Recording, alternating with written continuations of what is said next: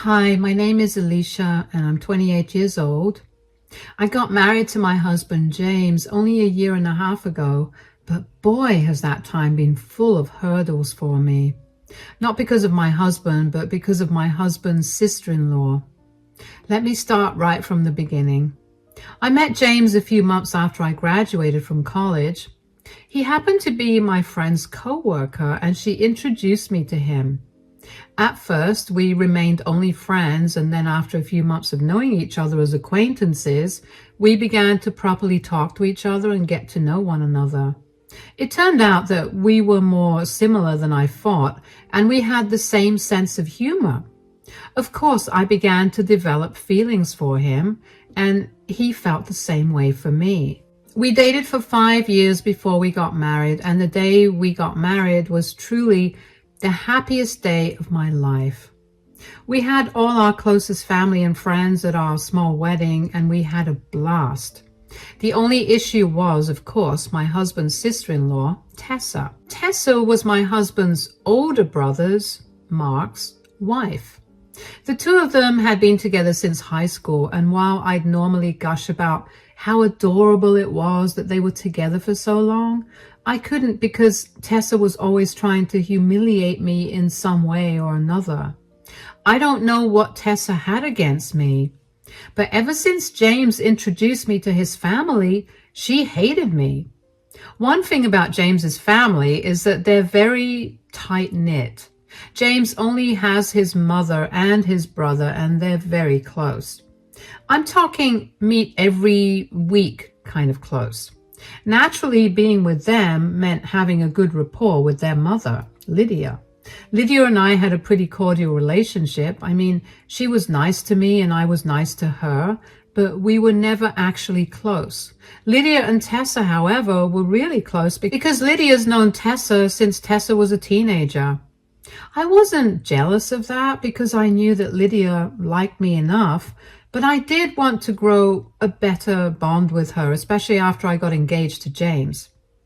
Up until my engagement with James, Tessa barely paid me any mind. She usually ignored me or just snickered at my expense whenever she could.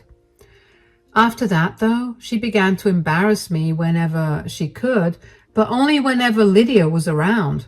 When Lydia was not around, she went back to ignoring me. I still remember the first time that she tried to humiliate me in front of Lydia. Lydia had invited the four of us to lunch at her place one weekend, and while we were there, Lydia couldn't stop excitedly talking about how she'd gotten into gardening. She told us that her flowers had just bloomed and that she was really proud that her efforts paid off. A little after that conversation, I happened to walk into the yard for something when I spotted Tessa standing on Lydia's flower bed. I was alarmed, so I ran to her and asked her what she was doing. "What are you doing? Why are you stepping on those flowers?" "Oh, Lydia told me that she wanted them gone because they weren't what she wanted." "But she was just talking about, come on, help me out a little." No thanks. Come on. Stop grabbing me. Hold on, let me just step out for a second and... Lydia! Oh my God! Come look at what Alicia's doing. What are you doing? Alicia's ruining your garden. Why would you do this? What's the commotion? Oh my God! Alicia, what's going on here? I didn't. She tried to get me to trample your pretty flowers, but I hopped out. Why would you do this, Alicia? I swear I didn't. Tessa was the one who pulled me in here. Wow, and you're lying too. Do you have no shame at all? You've ruined all of Lydia's hard work and now you're trying to pin the blame on someone else? You know very well that's not what happened. Stop lying. What's going on? Oh my gosh, darling, what have you done? I didn't do anything. She did. She wanted to make a better impression on Lydia, so she tried to get me in trouble to boost her image in Lydia's eyes. That's crazy. Why would I want to do that? Okay, that's enough. Why don't you just go in and wash your shoes? I need some space right now. Mom, I'm so sorry about... It's okay. I'll be in my room. Why did you do that, Tessa? Do what? Are you seriously still keeping the act up? You were the one that shoved me into this flower bed. I just did what I had to do. Wait, so you really did trick Alicia and made her take the fall? What is wrong with you? Why would you hurt my mother also? You know very well why I did that. No, I actually don't. Then you're dumber than I thought. Watch your back, Alicia. I'm not losing to you. I couldn't believe that Tessa had pinned the blame on me when I did nothing. I asked James if he had any idea why she said that, and even James had no clue. I felt horrible when I thought of Lydia's face as she saw her flowers all crumpled. So even though I didn't ruin her flowers, I apologized to her. Lydia seemed a little distant, but I offered to help her replant the flowers, and she accepted my offer. Thankfully, that didn't ruin my relationship with her, but that didn't stop Tessa from trying to ruin it. James and I were engaged for a year, and during that year, Tessa did everything she could to ruin my reputation in front of Lydia. She destroyed a lot of Lydia's things along with James and Mark's, hers, and even mine, just so she could pin the blame on me when Lydia walked into the room. There were times when Lydia would actually cry because Tessa had destroyed something important to her, or something that she put a lot of hard work into, and it would anger me to no extent.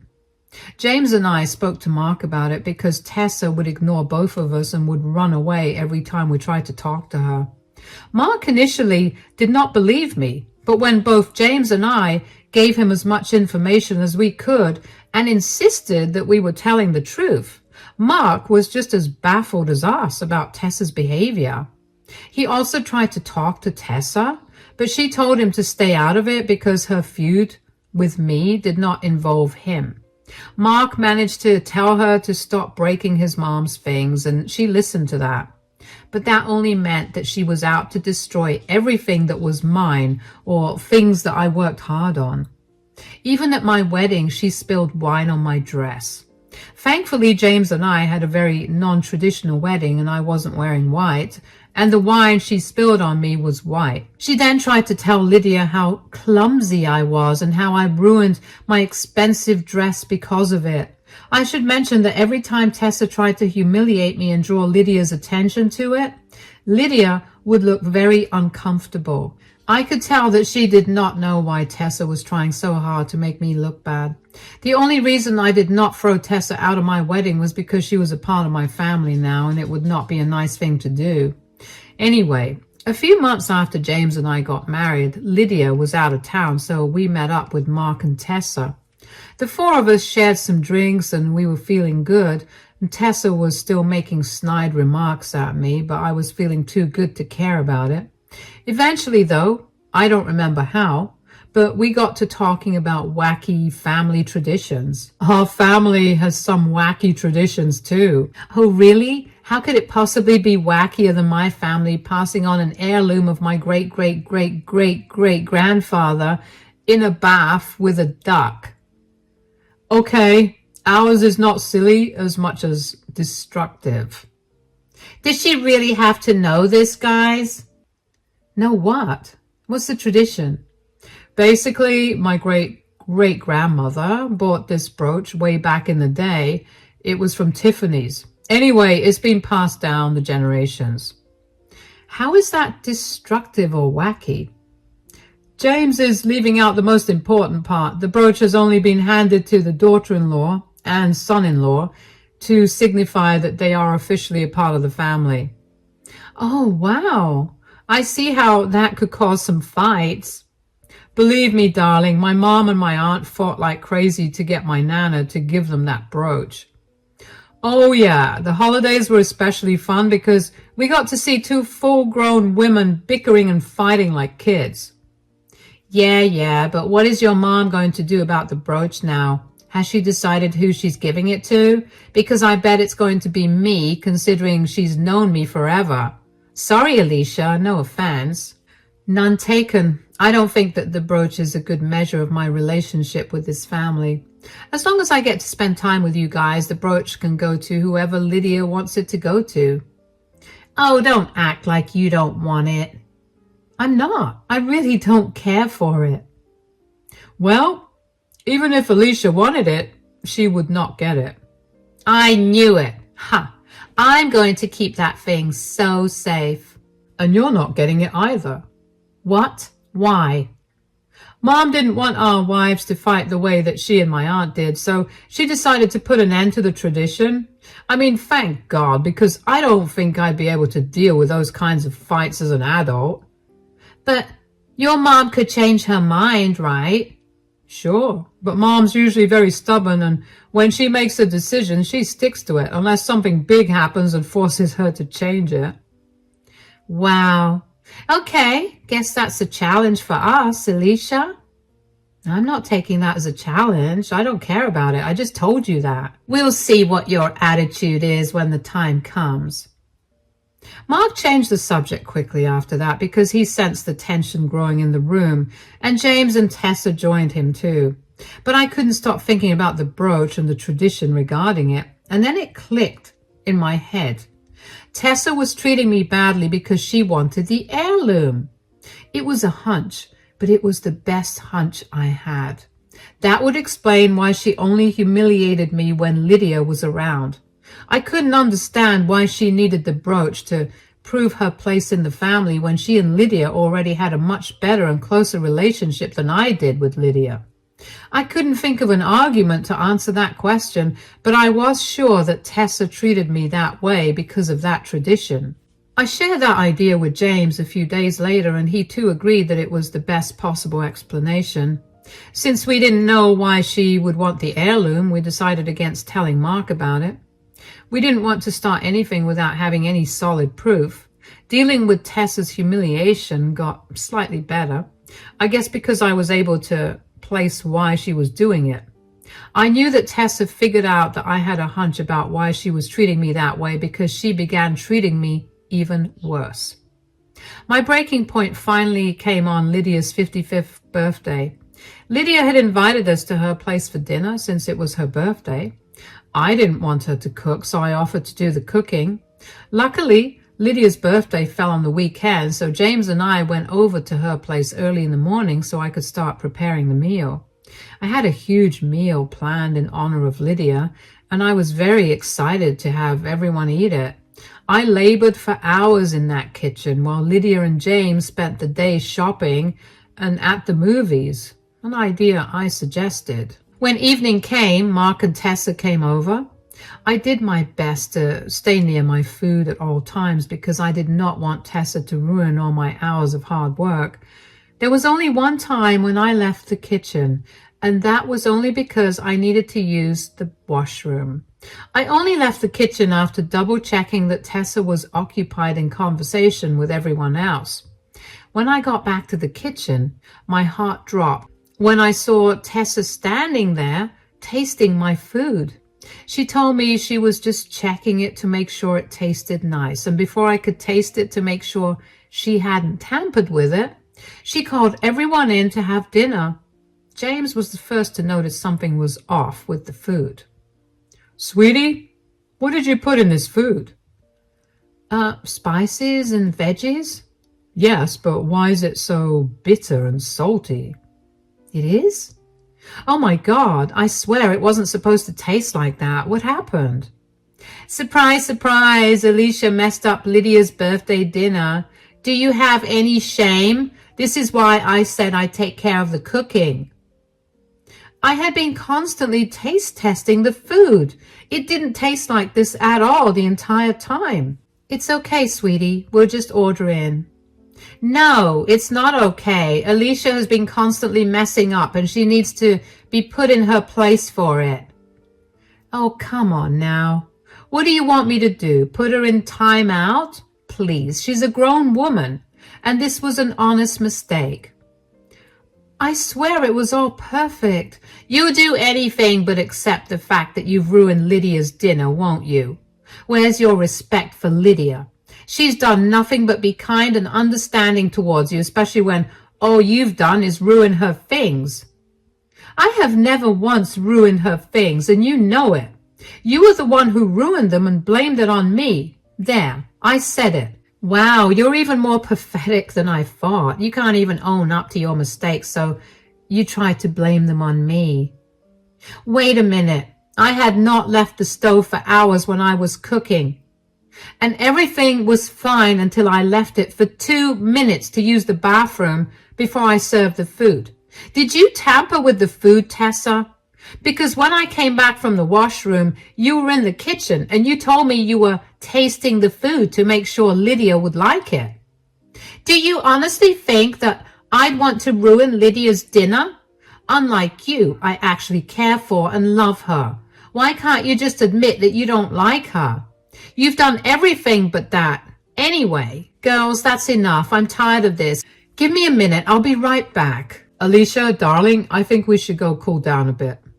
Mark, talk to Tessa. And Tessa, you are not allowed to speak to Alicia that way. You're just upset I'm telling the truth. James pulled me away from the dining room because I was so mad that I was crying.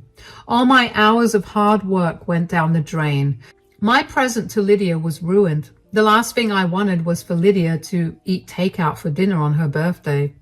James did his best to calm me down, and after ranting a little bit and also crying some more, I felt a little better. Just then, Lydia came back downstairs and called us all to gather in the living room. Okay, I'm back now. Everybody, I want you to sit down. What's that in your hands? I've noticed that the feuds between Tessa and Alicia are because of this brooch. Lydia, I can't promise you that I don't care about that brooch at all. Yeah, right, as if you don't want to get your hands on that exquisite and expensive jewelry piece. I'm not the same as you, Tessa. Right. So since you guys think that you'll be accepted into the family based on who I give this heirloom to, I have made my decision about it. What? You told Mark and me that you were ending this tradition because you thought it promoted fights within the family. Yeah, I had hoped to do that, but apparently I can't do that. I can't bear to listen to Tessa and Alicia fighting all the time, so I've made up my mind to give it away. It's my birthday, and I guess now's the perfect time to give it away. All right, then, who is it? Who are you truly accepting as part of the family? I've chosen to give this heirloom to Alicia. What? Why? She's done nothing but mess things up and ruin all our family gatherings. Has she really been doing that, Tessa? What? What do you mean? I saw you tamper with the food today, and I've noticed you doing everything you possibly can to ruin our time together, just so you can pin the blame on Alicia. I haven't said anything about it because I didn't want to embarrass you or make things worse. Well, it's not my fault. You pitted us against each other by bringing that expensive brooch in between us. I told both my sons that it wouldn't be going to either of you from the start. I planned on having both my sons share it. So tell us why you want the brooch so bad. I just want to be accepted into this family. Is that such a bad thing? Ever since Alicia came into our lives, everyone was constantly praising her for everything she did. I thought that if I had the family heirloom, I could at least know that my position in the family was secure. And you thought bullying Alicia to get the heirloom was the right way to go about it instead of just being a better person? Tessa, I've known you since you were in high school. I'm so much closer to you than I am to Alicia, so I know that you have no reason to be jealous of her. Tell us the real reason why you want the heirloom. There is no... Don't try to lie to me. You've made Alicia's life a nightmare over a brooch for the last few years, and I think she deserves at least some explanation for it. You wanted the brooch for something else, and I need to know why, too. Fine. I'm in deep debt, okay? What? I'd hoped to get the brooch so I could sell it and settle the debt. You planned on selling our family heirloom? How are you in debt? I started gambling, and I guess things got out of hand. You guess? How long have you been hiding this from me? None of that matters. What matters is that this is all Alicia's fault. How is this my fault?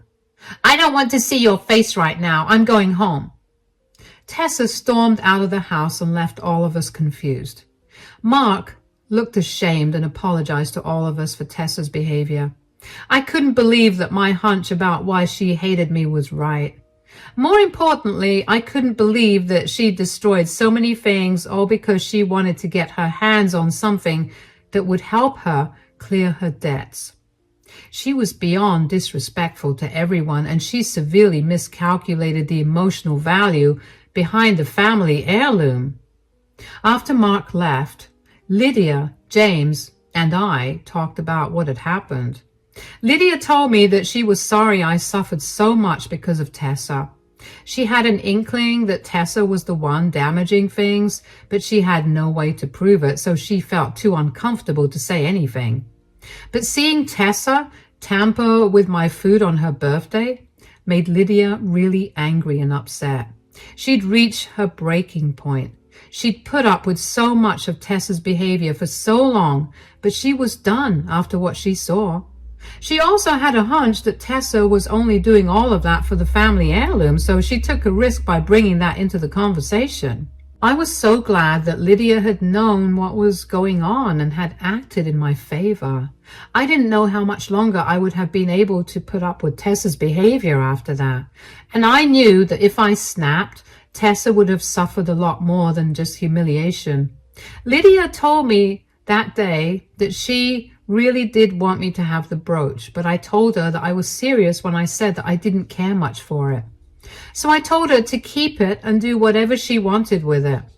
Lydia seemed really happy with that.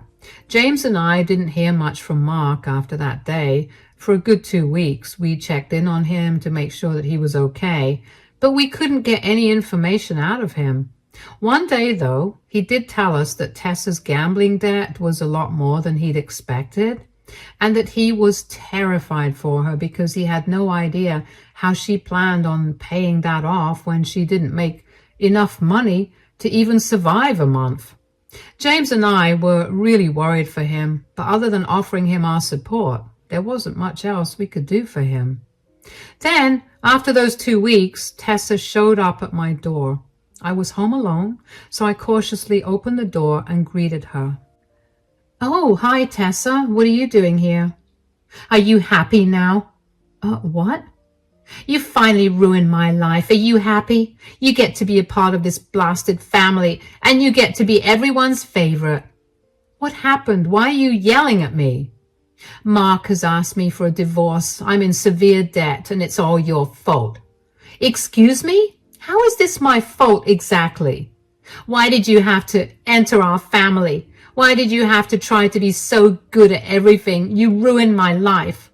First of all, I became part of this family because I love James. Secondly, you were the one who got insecure about your place in the family. I was just doing my own thing. I barely even batted an eye at you. You were the one who was adamant about making me look like a bad person. Don't act as if you didn't want the family heirloom. I saw it in your eyes the second you found out about the heirloom. I did not and still do not care about the heirloom.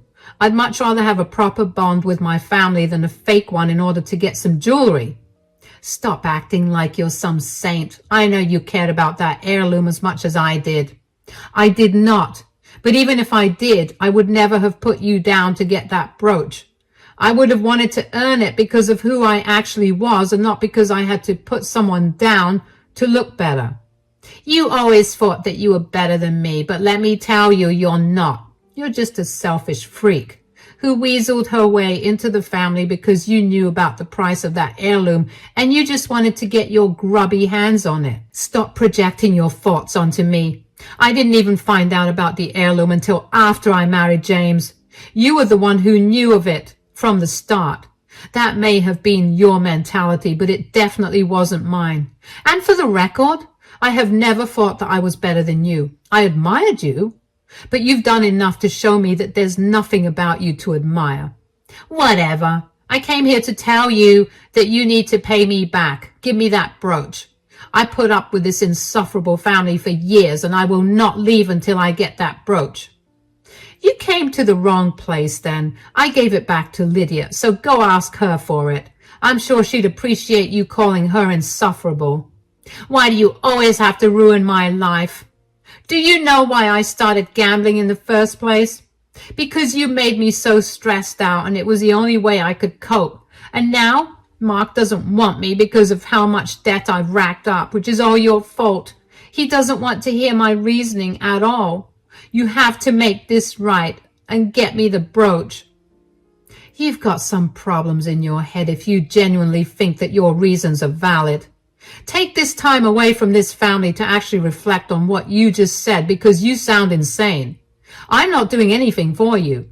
I don't want to have anything to do with you either. I only put up with you because you were Mark's wife, and now that you're not, I don't want to see you. Bye. I was appalled by the audacity that Tessa had to demand that I get her that brooch. I couldn't believe that she still didn't see how wrong she was for thinking that way. I wondered how long she knew about the family tradition, and apparently she'd known about it since she and Mark had met, which means that she had probably only been with him because she knew the value of that brooch. Needless to say, Mark was pretty distraught after his marriage ended. I felt really bad for him, so James and I made sure to check in on him every day. We tried to spend as much time as we could with him so he would feel less alone. Tessa did not make the divorce easy for Mark. She kept fighting over every little thing and drawing the process out unnecessarily. It was a good thing they never had kids, because she would have made it horrifying for Mark. Mark heard through some mutual friends and Tessa's family that Tessa was not doing so well anymore. She'd been struggling financially, and she had to pick up another job to make ends meet. Her family refused to take her in because they did not want to enable her gambling habit. It turns out that she's had the habit for a while and somehow managed to keep it a secret from everyone. As for Lydia and I, our relationship is doing great. All my anxiety about her not liking me was proven wrong. She told me that she'd like me way better than Tessa to begin with. I apologize for all the times that Tessa made me look like the bad guy by ruining some of Lydia's things, and Lydia was very kind and understanding about it. She assured me that I had nothing to apologize for, especially because I had nothing to do with it in the first place. It's been a few months since Mark and Tessa split, and we guess in another month or so their divorce will be finalized. In the meantime, we've taken to having a few more family gatherings than usual, and Mark is finally beginning to smile again. I have to say that not having Tessa at these gatherings has made them a lot more enjoyable for me. I never realized how anxious she made me about these gatherings until she was gone, and now I'm glad she's not here, and she never will be again. As for the brooch, it's tucked away safely in Lydia's care, and it'll be given to the boys whenever she passes. I feel like that's the best course of action, and I wouldn't have it any other way. Hey guys, I'm Lara, and I'm 20, and this isn't your typical story. It's an expose of my very self-centered mom and how she paid the price for her actions. But before I dive into that, let me give you a little background on my life. I grew up as the only child in our family, with my mom, Alexa, and my dad, David, who passed away when I was just 14. Despite its imperfections, I never really complained about my life. My dad was the kindest person I've ever known, and losing him to a sudden cardiac arrest shattered me completely. My mom, though, has always been a bit selfish. She cared more about herself than anyone else, including me and my dad. Their marriage wasn't always smooth sailing. There were lots of times when Mom's selfishness was pretty obvious, like when I got sick with the flu and Mom went out with her friends instead of taking care of me, or when Dad planned a surprise picnic for my birthday, but Mom canceled because she had other plans at the spa. Then there was the time when Dad was in the hospital for a small surgery and Mom hardly visited him because she was too busy with her own stuff. After Dad passed away, my mom wasn't affected much. At first, she didn't even cry. She just went about her days like a robot. It wasn't until a little while later, when my grandparents came over, that she let a few tears slip. It was strange. It felt like she didn't even care about Dad and was more focused on what she'd inherit. I remember Dad's lawyer, Michael, who was also the executor of his will, coming by 2 days after his death to talk about the will. And that's when things got interesting. The woman threw the biggest tantrum you could imagine. "I can't believe this, Michael. David left everything to Lara. I'm supposed to be his wife, for heaven's sake." "Alexa, please try to calm down. Let's discuss this rationally." "Rationally? How can I be rational when my own husband didn't even look out for me in his will? The poor man only had a little money and he left it all to Lara." "Mom, please. Dad loved you, and he wouldn't want us fighting over this." "Easy for you to say, Lara. You're the one who's set to inherit everything while I'm left with nothing." "I don't even need the money, Mom. Seriously, you can have it." You know, it was pretty surreal being just 14 and having to handle my mom's meltdowns because she didn't get everything from Dad's will. I guess people always said I was mature for my age, but dealing with Mom's drama was a whole new level. Soon after Dad's funeral, Mom seemed to erase him from our lives. She packed up his things, shoved them into the garage, and talked about selling off everything. I tried to reason with her, but she was adamant that we needed to start over. Our family had never been wealthy. Dad worked tirelessly to provide for us, and without him, Mom had to step up. But just 2 months after Dad's funeral, she dropped a bombshell. She was going on a date. I was stunned, to say the least. 2 months wasn't long, and here she was, diving back into the dating scene. But I kept my mouth shut. By then, I had learned that Mom's decisions were unpredictable, to say the least. 2 years flew by, and I was a high schooler by then. As time passed, Mom dated guy after guy, never sticking with one for long. And meanwhile, I landed a job at the local frozen yogurt shop to save up for college. Dad's money covered our basic expenses, but I wanted to contribute too. Then came that Sunday when Mom asked me to skip my evening shift. She said we had a special guest coming over, Mark, one of her latest flings. When I first met Mark, I could tell that he wasn't like the other guys Mom dated. He actually wanted to chat with me and didn't just hurry through dinner so he could be alone with Mom. "How have you been coping since your dad passed away?" "Oh, Mark, she's fine. Let's not dwell on sad things. Lara, eat up quickly so you can go and do your homework upstairs." Actually, Alexa, I think it's important for Lara to talk about her feelings. Losing a parent is tough, and it's okay to talk about it. Thanks, Mark. Well, it's been hard, you know, but I've been trying to stay strong and focus on the good memories. That's really brave of you. So what are your plans for college? Have you thought about what you want to study? Actually, I've been thinking about studying psychology. Psychology, huh? That's awesome. What about hobbies? Do you have any hobbies you enjoy? Mark, honey, can't this wait? Lara needs to finish her dinner and go to bed. I'm sorry, I just wanted to get to know your daughter better. We have plenty of time for that. I think you're done with dinner, Lara. Time for bed, huh? Sure. It was nice seeing you. Good night. You know, Mark was quite a bit older than my mom, about 15 years older to be exact. Mom told me he had been through a lot, having lost his pregnant wife in an accident. But age didn't bother me much. I saw him as a nice guy, and that's what mattered most to me. I figured Mom's relationships tended to fizzle out quickly, so I didn't think much of it when they first got together. But to my surprise, it became something serious. What I appreciated most about Mark was how he treated me like his own daughter. He did so many little things that showed he cared. I remember one time when Mark surprised me with my favorite ice cream and movie after my prom date dumped me. It was such a thoughtful gesture that made me feel better instantly. And when I turned 18, Mark threw me a grand birthday party. His kindness did not stop there. He went above and beyond by gifting me a brand new car and even took the time to teach me how to drive it. Coming from someone who wasn't even officially my mom's husband or even fiancé yet, these gestures meant the world to me. It was as if he was looking out for me like a father would, and I couldn't be more grateful. It had been 2 years since Mark started dating my mom, and they were taking things slow. Mom was eager to move forward, but Mark seemed content with the pace. Last year, when I turned 19, I thought it was the right time for me to head off to college.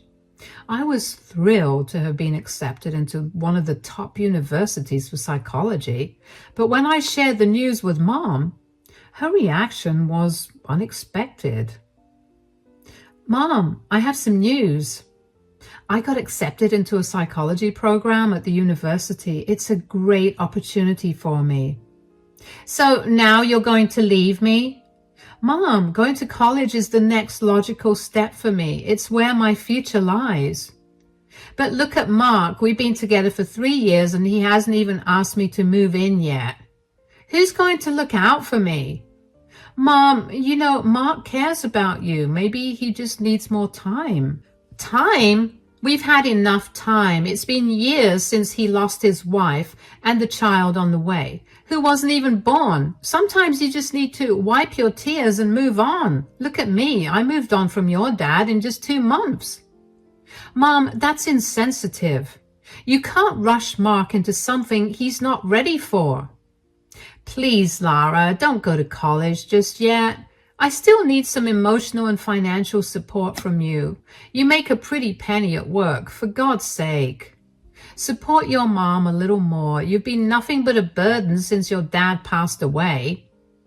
I understand, Mom, but going to college is important for me too. I already gave you more than half of the money I inherited from Dad, and you have spent all of it so carelessly. Don't try to teach me how to manage finances. At least put it on hold for another year. I'm confident Mark will ask me to move in sooner or later, once we're living together. We won't have to worry about rent and other stuff anymore. Please, Lara, just give me this. I promise Mark will come around eventually. Okay, Mom, I'll put college on hold for another year. Okay, so I decided not to go to college that year. Mom said she needed me and I couldn't leave her alone. It would have hurt too much, so I stuck with my okay paying job. I ended up losing touch with all my friends who went off to college and I felt pretty down about it. But then, 3 months later, when we were over at Mark's house for lunch, he said something my mom had been hoping for forever. Alexa, Lara, there's something I need to say. I know I've taken my time, but I wanted to be absolutely sure. After I lost my wife, I didn't think I could ever love again, but then you came into my life, Alexa. I have realized I want this more than anything else. So, Alexa, will you marry me? Oh, Mark! Yes, 1,000 times yes. Lara, do we have your blessing? Of course. Dad would have wanted this for us. Thank you, Lara. Your blessing means everything to me. Mark, I've been waiting for this moment for so long. I'm thrilled for you guys. Mark, now that we're officially engaged, what's next? Well, I was thinking, now that we're starting this new chapter together, I want us all to be together under one roof. Alexa and Lara, I'd like for you both to move in here as soon as possible. I can't wait to begin this new life with my new family. I know one thing for sure. I'm the luckiest man alive to have you both in my life. Mark, thank you for everything. So there it was. My mom's wish finally came true. Mark proposed to her. It should have been a heartwarming moment, but amidst the joy, I could not shake off the thoughts of my dad.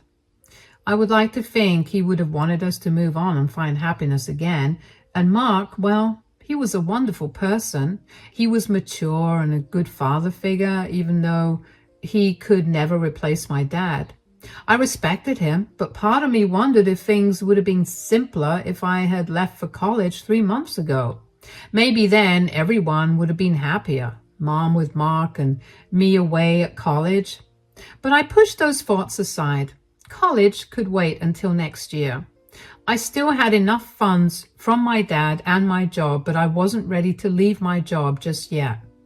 I wanted to get a head start on saving for college expenses. Leaving our old house was tough. It held all the memories of my dad, and even though Mom had cleared out most of his things long ago, the house still felt like home. But it was time to move on. We packed everything into the truck and our friend helped us move to Mark's house. Mark's house was like a mansion. Even though I had been to Mark's house countless times, it was crazy to think that I hadn't seen the whole place. The size of it was mind-boggling. He was wealthy, very different from us. As the movers began unpacking, Mark asked me to follow him upstairs. He led me to a room that looked like a luxury suite in a hotel. Hey, Lara, welcome to your new room. I hope it meets your needs. Even though I can never replace your dad, I want you to know I'm going to be there for you always.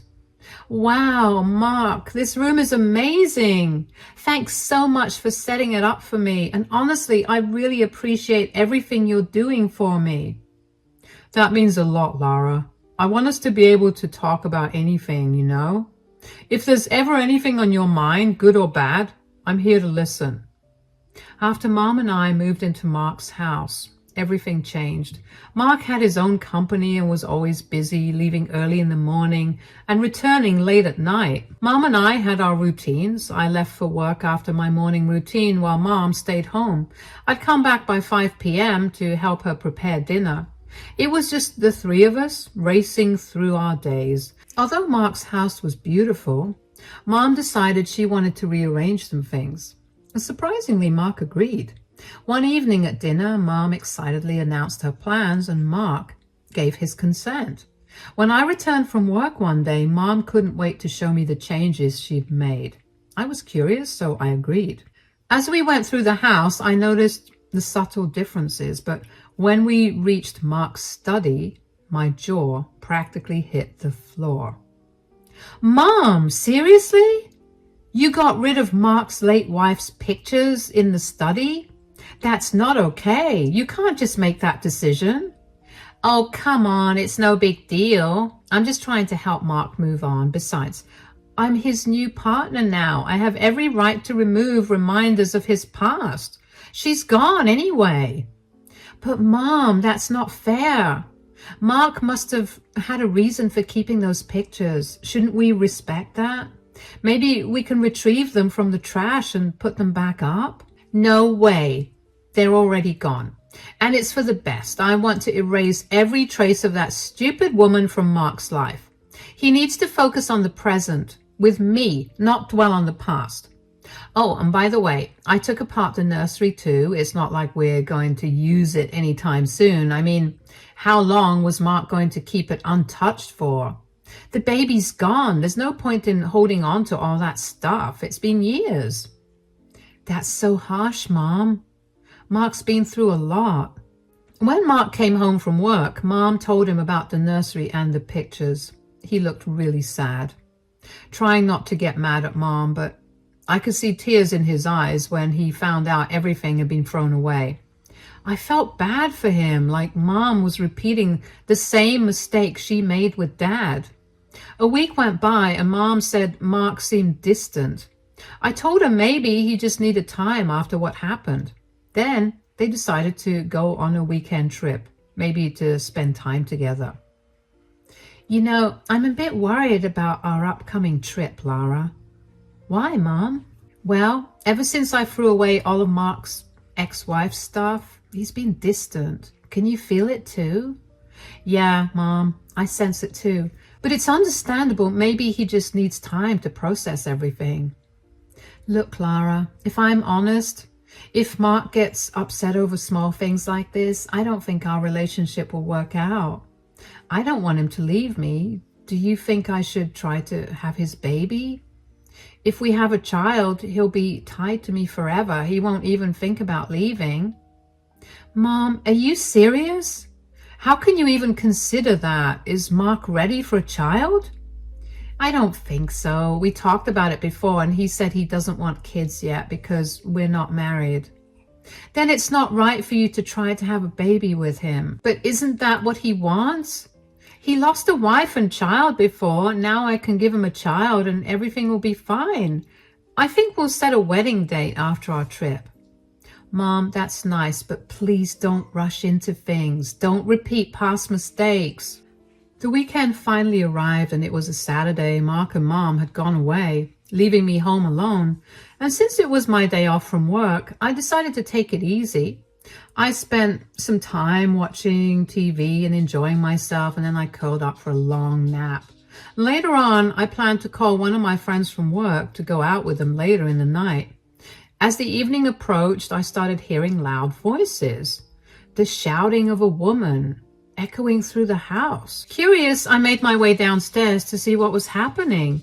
As I reached the bottom of the stairs, I realized the voice belonged to Mom. She sounded upset. Mom stormed into the living room and Mark followed her.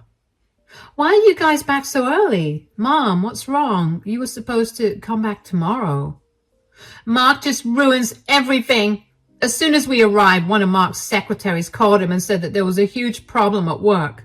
Mark, why does this always happen? I'm really sorry, honey. I promise we can try again next weekend, but you know how it is. I'm needed at work sometimes. Just go, Mark. I don't want to see you right now. Mom, he's just going to work. You don't have to be so upset with him. I'm sorry, honey. I'll make it up to you when I get back. Mark walked out the door, leaving me and Mom alone. Mom, please calm down.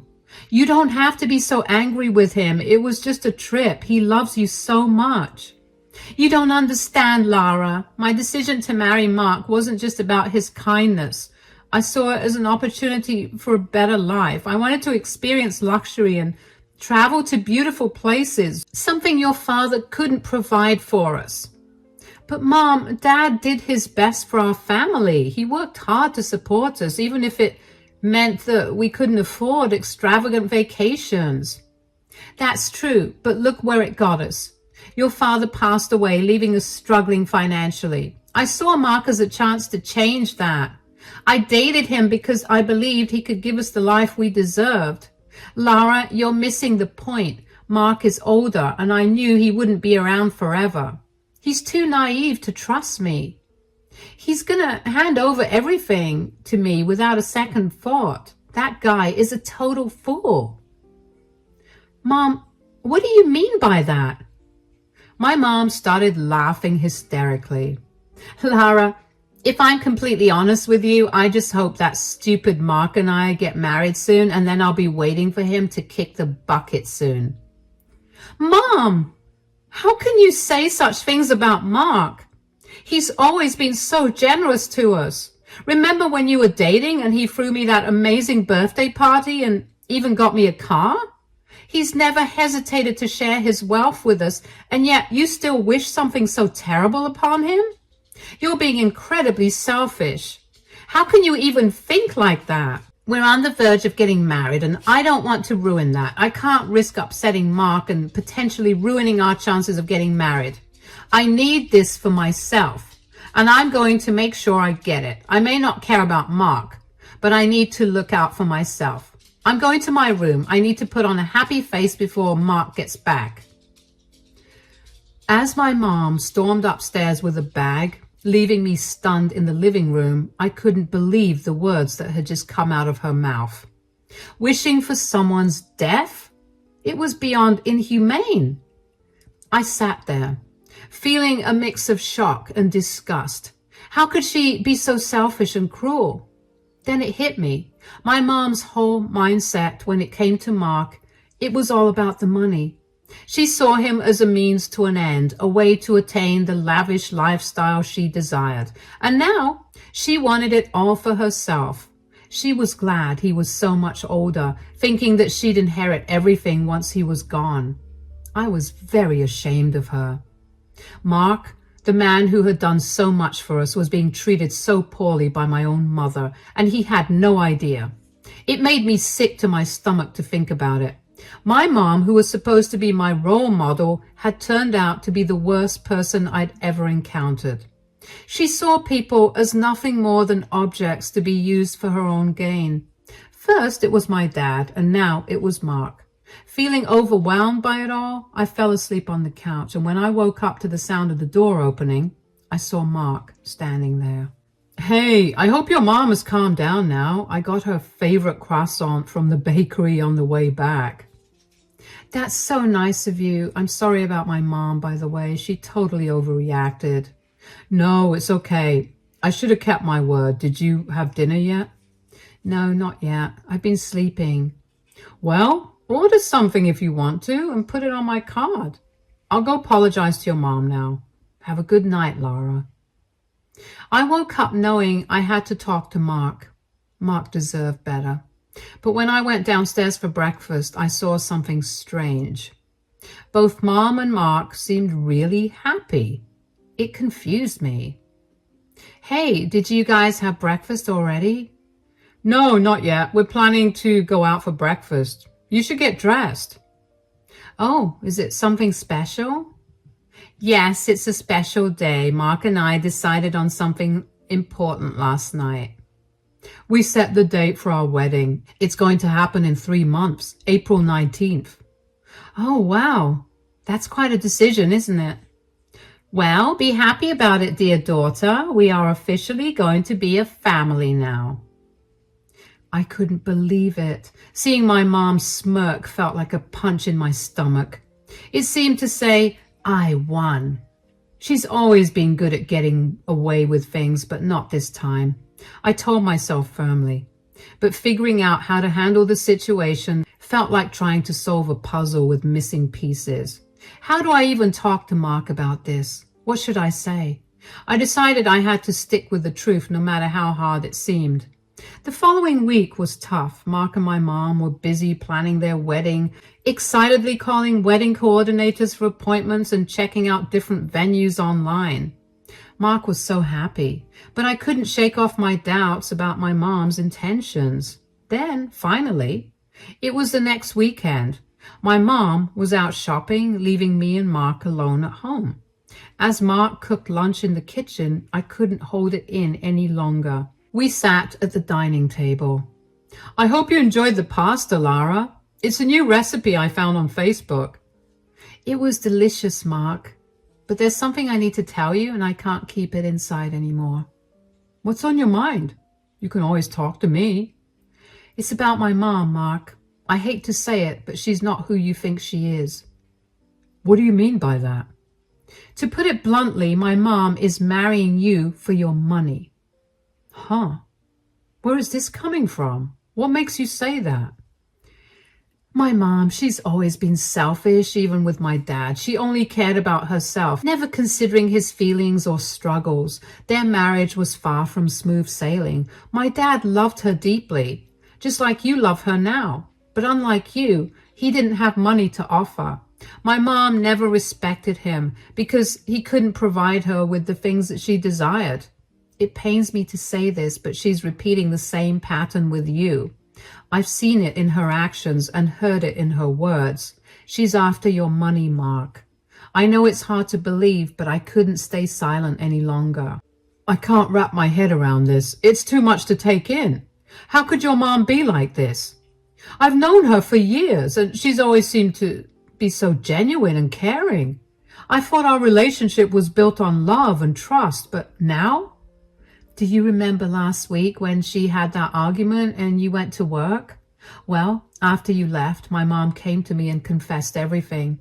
She didn't hold back.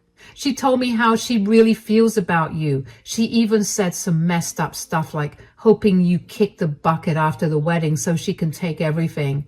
It is messed up, I know, but I could not sit back and watch you get played like that. You have been like a dad to me and you deserve way better. Lara, I think I need some space to let all of this sink in. I believe you, because let's be real, I've seen the signs too. how obsessed she is with my bank balance, always asking about my salary, what's in my account. It's sketchy and I can't ignore it anymore. But can you do me a solid and not let your mom know that I'm onto her for a few days? I need to figure out how to handle this situation. Getting it off my chest was tough, but at least Mark knew the truth now. I couldn't shake off my worry for him and how he must be feeling, but I promised him I'd act normal in front of my mom, like nothing had happened. Surprisingly, Mark played along, behaving as he always did around her. At that moment, I had no clue what was about to unfold next. Then, 2 days later, something happened. Mark came home from work and asked me to call my mom downstairs. Soon, the three of us were gathered in the living room. Hey, what's up, hon? You seem stressed. Is everything okay? Well, it's kind of complicated. There's no easy way to put this, but we might need to sell the house and the company. Some debts piled up and now they've got us in a tight spot. Wait, seriously? Oh no, this can't be happening. I messed up, guys. Selling the house and the company might be the only way out. I didn't want to worry you, but it's gotten serious. Please, Alexa. I know things are tough, but we can get through this together. I need you by my side more than ever. I can't do this alone. Thank God we didn't tie the knot. Useless. That's what you are, Mark. I won't waste my life with a loser like you. As if I'd want to stick around with your useless, broken self. No thanks, Mark. I'm not about to waste my time with someone who can't even keep their finances in order. I have better things to do than babysit a failure like you. Please take a moment to look at this paper before you leave. Mark took out a piece of paper and gave it to my mom. I was stunned by what was unfolding before my eyes. I watched as my mom began to read it, and then suddenly her face turned pale like a ghost. What's this? According to this house belongs to Lara? What's happening here? Can someone explain this to me? I'm just as shocked as you are. This doesn't make sense. Got you there, didn't I? There was this last glimmer of hope in my heart that made me think that everything I've heard about you could be wrong. But no, you proved yourself. The whole thing was a lie. I still have my company and my house. Well, not the house anymore because it belongs to Lara. Why would you lie about something like this? I needed to hear it straight from you, Alexa, your true feelings about me. And you've shown your true colors. You're nothing but a gold digger. The moment I mentioned losing my wealth, you flipped sides in an instant. You never cared about me, did you? I thought what we had was genuine, but it was all about the money for you. It's a letdown, to be honest. I put my trust in you, believing you were genuine, but I guess I misjudged. Why does Lara get this house? This can't be real. Lara, you set me up, you greedy witch. You're the worst. I raised you and this is how you repay me? But I didn't want anything in return. I just wanted to show Mark the person you truly are. Lara deserves this. She's been nothing but honest and kind to me, treating me like family. I've decided to move out to my property on the outskirts. I've always thought of her as my daughter. Lara, think of this house as a token of gratitude from me, a way of saying thank you for everything you've done. But Mark, what about us? What about our plans? You can't do this to me. You promised me everything. I know, Alexa, and I'm sorry, but I can't stay in a relationship based on lies and greed. Our engagement is over. Lara, you have the final say now. If you want her to stay, she can. This house is yours. Actually, Mom, after thinking it through, I don't want you here either. I refuse to have any association with you. Pack your bags and leave. I decided it was best for my mom to move out. It was really hard, but I couldn't handle having her around after what happened. I felt so embarrassed to even call her my mom. Now she's living in a small apartment, but I'm thankful for Mark. He's been amazing. He's changed my life for the better, and I appreciate him so much. Right now, he's finding peace in his other house. Every weekend, I make sure to meet up with him. It's become sort of a routine now. But like clockwork, my mom calls me up every now and then. She's angry, cursing me for my decisions and begging for forgiveness all at once. But she is paying the price of her own actions, and I've had enough of her. As for me, I'm getting ready for college in the fall. I'm excited for my future. Hi, I'm Claire. I'm 34 years old, and the last 2.5 years have been nothing short of tiring. I almost lost my husband 2 years ago, and today we're divorced. Yeah, that sounds confusing. Let me start from the beginning. I met my husband, Sean, through a dating app, and we got along really well over text, and we decided to meet up for a date. Our date also went really well, and one date turned into two, and then into many more. We dated for 2 years before we decided to move in together. We were both living in rented apartments, but my apartment was bigger and better than Sean's, so he moved into mine. A year later, Sean proposed to me and I said yes. We got married in a beautiful ceremony surrounded by all our friends and family. It was definitely one of the happiest days of my life, especially in comparison to everything that came afterwards. A year into our marriage, Sean lost his job. Apparently, Sean had been showing up for work late too much, and that was costing the company too much, so they let him go. I remember confronting him about why he was late for work when he had consistently left for work well ahead of time. I don't exactly remember what he said, but I do know that he brushed off my questions with some excuse.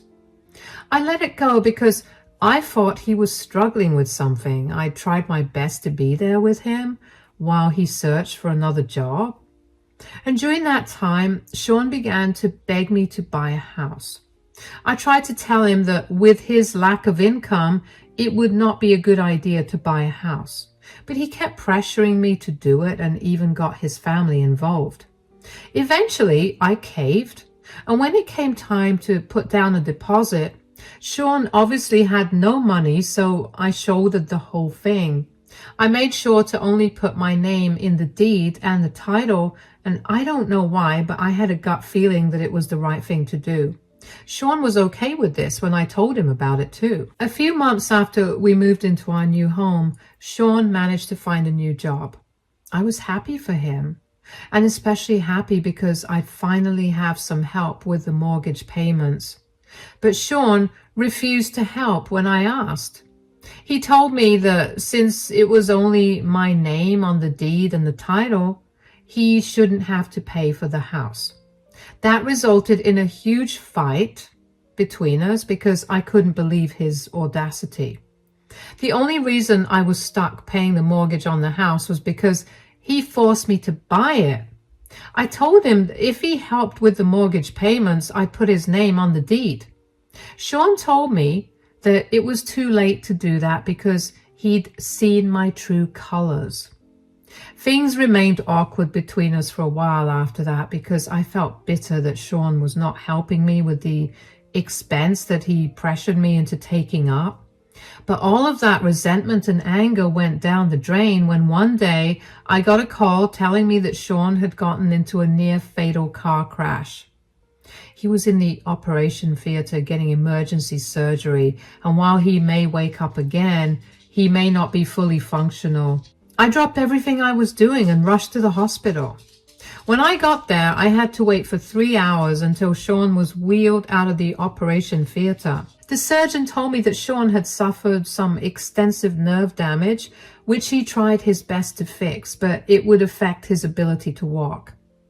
It was not irreversible, but he'd need a lot of physiotherapies to get back to walking again. I thanked him for his hard work and waited another 4 hours for Sean to wake up. At that time, I couldn't help but stress about how we were going to afford everything. Sean was on my insurance, but that would only cover so much. The rest of the expenses we were going to have to take care of as it is, and we were struggling to make ends meet. And with this, at some point, the stress and the anxiety of the day got to me, and I fell asleep. But Sean's questions woke me up. Where am I? What happened? Oh, sweetie, I'm so glad you're alive. You were in a horrible car accident. What? How did that happen? Why do I not remember anything? You were hit by a speeding driver at a stoplight. It's a miracle you survived.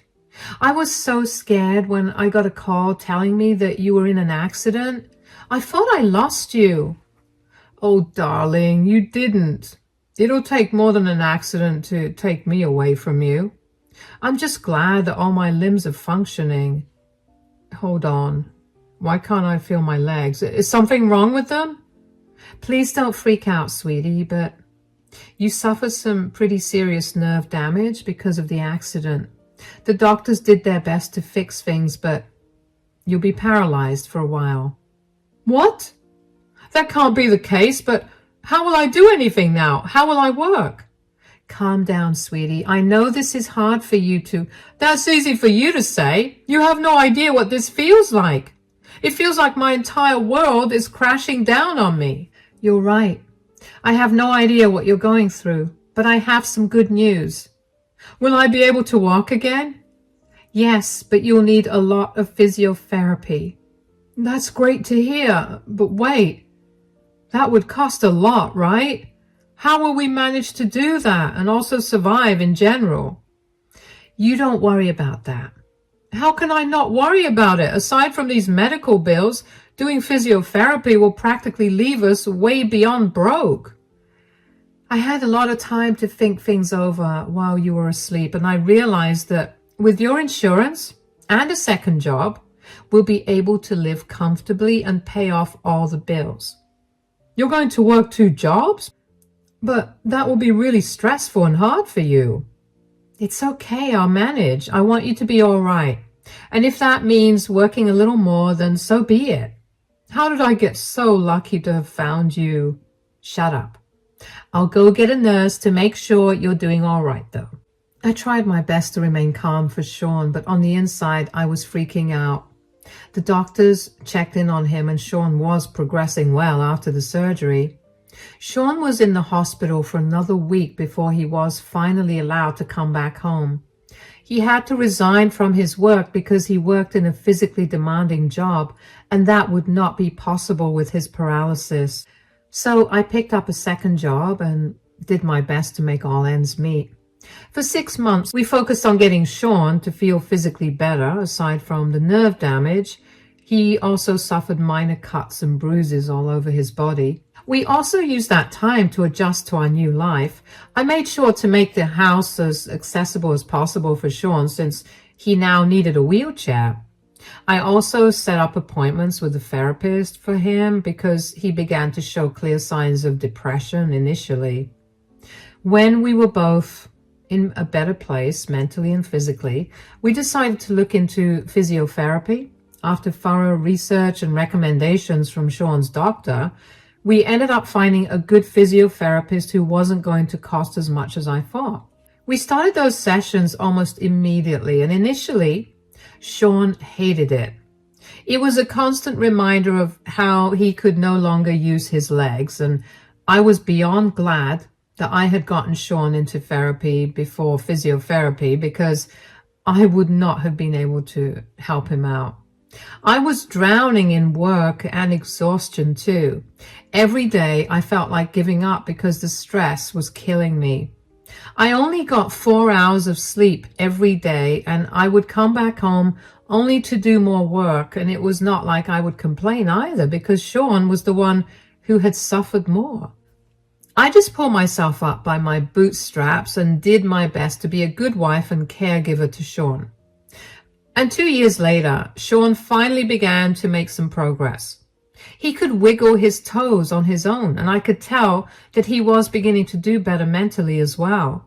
I began to notice him looking forward to his physiotherapy sessions, and one day I even commented on it.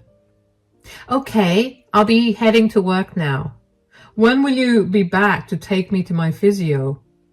Oh, wow, somebody's excited to do a little exercise. I'm not excited, I was just asking. Oh, sure, that's why you look so happy about going there. What's with the sudden change? You used to hate going over there. Fine. Since you have to know everything, ever since I began to get some feeling back in my legs, I've been very excited about going there. I just want my life to go back to the way it was before. Is that such a bad thing? Whoa, why do you get so passive aggressive? I was only playfully asking you that question. I'm sorry. I just got insecure for a second.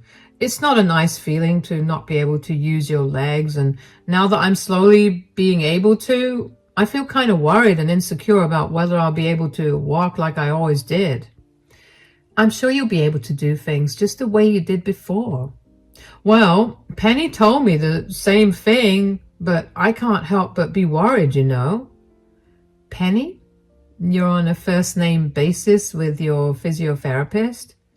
Well, she's been helping me out for 2 years now, so I think it's fine. Why, are you jealous or something? Do you think I'm cheating on you with her? Oh, no, God, no. I just think it's cute.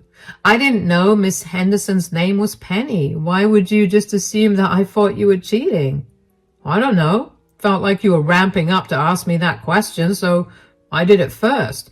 Anyway, what time will you be back to pick me up? I'll be back by around 5. I'll take a quick shower, help you take a bath, and then we can be out of the house by 6. Is that okay? Yeah, that works. All right, I'll be off then. Have a good day at work. I will admit that I was a little hurt that Sean would immediately think that I assumed he was cheating on me when I wasn't even close to implying that. A few alarm bells went off in my head after that, but I ignored them. I got done with 2 shifts at both my work before heading back home to get myself and Sean clean. When we were headed to the clinic, Sean looked very excited. I couldn't remember if he had been feeling that way for a while, but I had been so wrapped up with other things that I barely took notice of it. Still, it was nice to see him look so happy. I dropped him off in the physiotherapist Penny's office and decided to go out for a cup of coffee while Sean did his sessions. And just as I was about to leave the clinic, the receptionist, Layla, stopped me. Sometimes I'd sit in the waiting room while Sean did his sessions, and I'd usually chat with Layla. Over the 1.5 years that I'd been visiting the clinic, Layla and I ended up becoming pretty close, so I didn't think anything was wrong when Layla asked me to wait. But what worried me was when she asked me how my relationship with Sean was going. Hey, Claire, do you have a minute? Yeah, I guess. Why? Is everything okay? Yeah. Why don't you just come over here for a minute? Sure. How are you doing? I'm doing okay. I'm sorry, but why are you asking me this, and why did you make me sit here? I just want to make sure that not only the patient, but also the caregiver gets taken care of. Oh, that's sweet. Well, it's been hard. I mean, I never expected Sean to be paralyzed.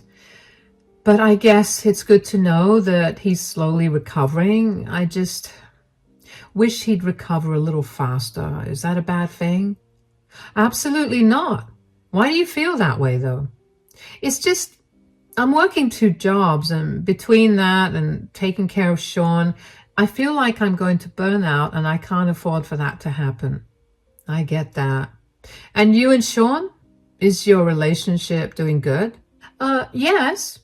I mean, we don't get to spend much time together, but we're still happy. But what does that have to do with anything? Okay, I've been very conflicted about telling you this, but every time I see you, you look even more tired than the last time, and I cannot keep this with me any longer. What's going on? The other day, I was given access to the security cameras, and I happened to see something. I didn't know if what I was seeing was real, but it was. What is it? Your husband is having an affair with Miss Henderson. What? With Penny? How's that even possible? He can't feel anything below his waist. Yeah, but I have more to say. Apparently, he's been doing a lot better than he's been letting on. What? What do you mean? Are you saying that he's been lying about his progress? Yes. As far as I could see, he was standing pretty well. I listened in on a few of their conversations, and Sean and Penny say a lot of rude things behind your back, especially about how you haven't noticed that Sean's doing a lot better. Oh my God. I'm a fool, aren't I? How could I have been so blind? But even worse than that is the audacity that Sean has to cheat on me when he's seen how hard I was working to provide for us. You are not a fool at all. Sean is just a horrible man, and so is Miss Penny. Like I said, I'm only telling you this because I felt horrible for you. Thank you. I have some serious rethinking to do. Is there any way you could get me a copy of the security footage? I don't think I'll be legally allowed to do that, but you could always walk in on one of their sessions. I know it'll be painful, but at least that way you could get the proof you need. All right. Thank you for telling me about this. I owe you one big time. Not at all. I'm just one woman looking out for another. You know, the way you can hear your heart when you're underwater? Yeah, that was what I felt after Layla told me that. I refused to believe that Sean had been cheating on me or that he had been lying to me about his paralysis for so long. At the same time, I couldn't bring myself to put that past Sean. He had a history of lying to me about everything and of doing questionable things too. I waited for half an hour before opening Penny's office door. I immediately began to record what I saw. Penny and Sean were making out. Sean was standing and he had Penny pinned up against a wall, carrying her in his arms. So not only was he cheating on me, but he was also able to stand and carry heavy things. My heart had shattered, but I had a surprisingly calm voice when I finally spoke up. Oh, wow. I see your legs are working again. Claire, what are you doing here? I forgot that I needed to ask you about what you wanted to have for dinner tonight, and Layla said I could walk in to ask you. I promise it's not what it looks like. So you were not making out with your physiotherapist just now? Look, could you please not report me? It took me a long time to get this job. I've had to study really hard, and it's a competitive field. I can't lose this job. Clearly, your studying paid off because you managed to get my husband back in shape and ready to sleep with. There's no need to be so vulgar and sarcastic, Claire. Why is there no need for it? I've been breaking my back working hard to make sure that you'll be able to live a normal life again. And for what? For you to cheat on me? I swear, this is the first time. I'm so sorry, okay? This did not look like the first time, Sean. Is this why you've been so eager to come to these sessions? Here I was thinking that you were excited to get your life back, but clearly that isn't the reason. I was excited to get my old life back. I just got swept up in the moment. I'm sorry I hurt you. Can we please just talk about this at home? What home? You're not welcome there anymore. What? I don't want cheaters living under my roof. That's not only your house, it's mine too. Excuse me? Do you need to be reminded about who bought the house? Who's been paying all the mortgage and the bills and the utilities? Are you seriously going to throw a disabled man out onto the streets? Your disability did not stop you from cheating on me, so I think you'll be able to find a place for yourself. I have no money. What do you expect me to do?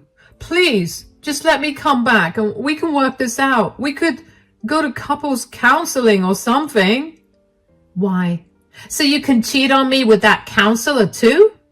I know that you're angry and upset with me, but please be a little rational here. Were you rational when you decided to cheat on me with your physiotherapist? Then I'm being very rational when I'm making the decision to throw you out of my house.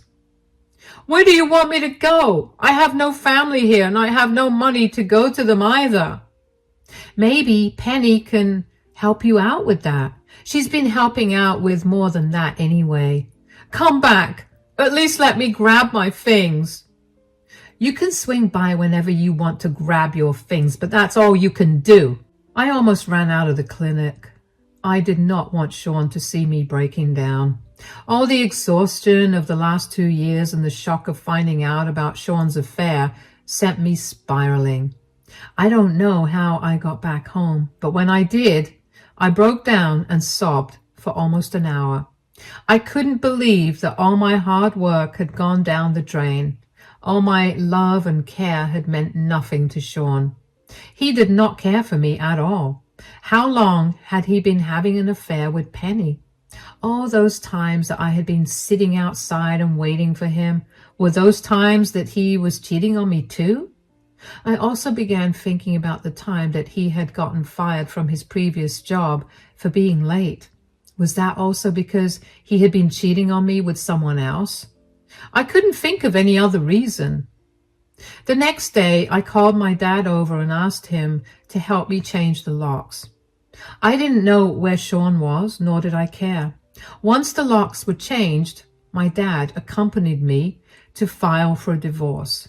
I managed to get a hold of the security footage of Sean and Penny, and I found out that the affair had been going on for 6 months, which meant that Sean had been lying to me about his progress for that long. I emailed Penny's superiors and attached the proof of her relationship with her patient. They responded and told me that they had taken swift action against her and were willing to compensate me for Sean's bills if I did not take the matter up with more authorities. I told them I would, as long as they gave me back my money and made Sean pay for his treatments. They agreed. A few days later, Sean showed up at my door. "Oh, you finally came to collect your things. I packed them and kept them in the living room. I hope you brought someone to help." "What is your problem?" "Huh? What are you talking about? Why did you have to report Penny now she's fired from her job?" "Well, what did you expect? What she did was very inappropriate and a gross violation of ethics." "You're mad at me for cheating, so why do you have to take it out on her?" "Because she would do that with any other patient she could get in the future too. It's not right, and she needed to face the consequences of her actions." "Why are you so up in arms about it?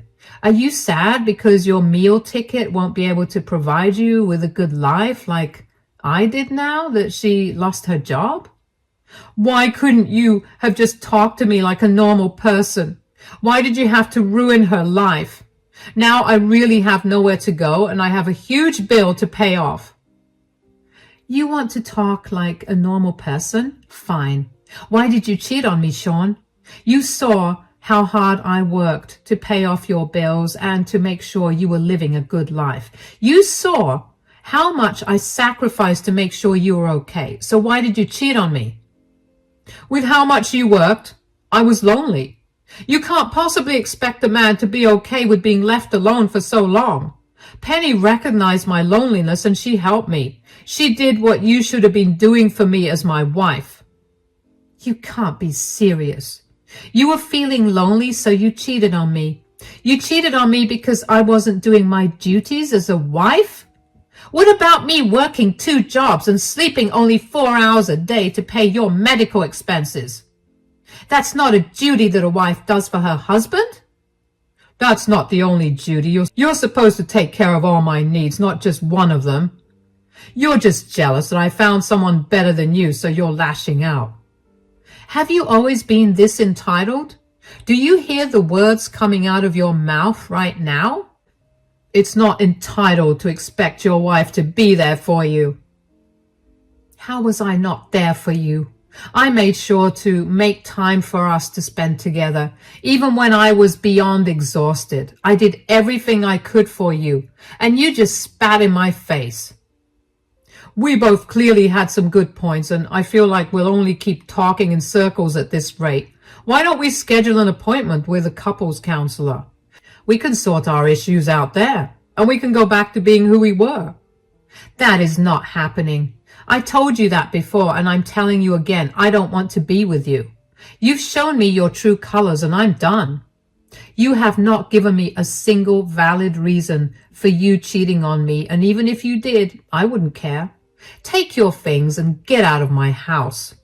What if I don't do that? I want us to work it out, please. There's nothing to work out, Sean. If you don't take your things out, I'll throw them out. Or I'll put them in a storage facility that you'll have to pay for.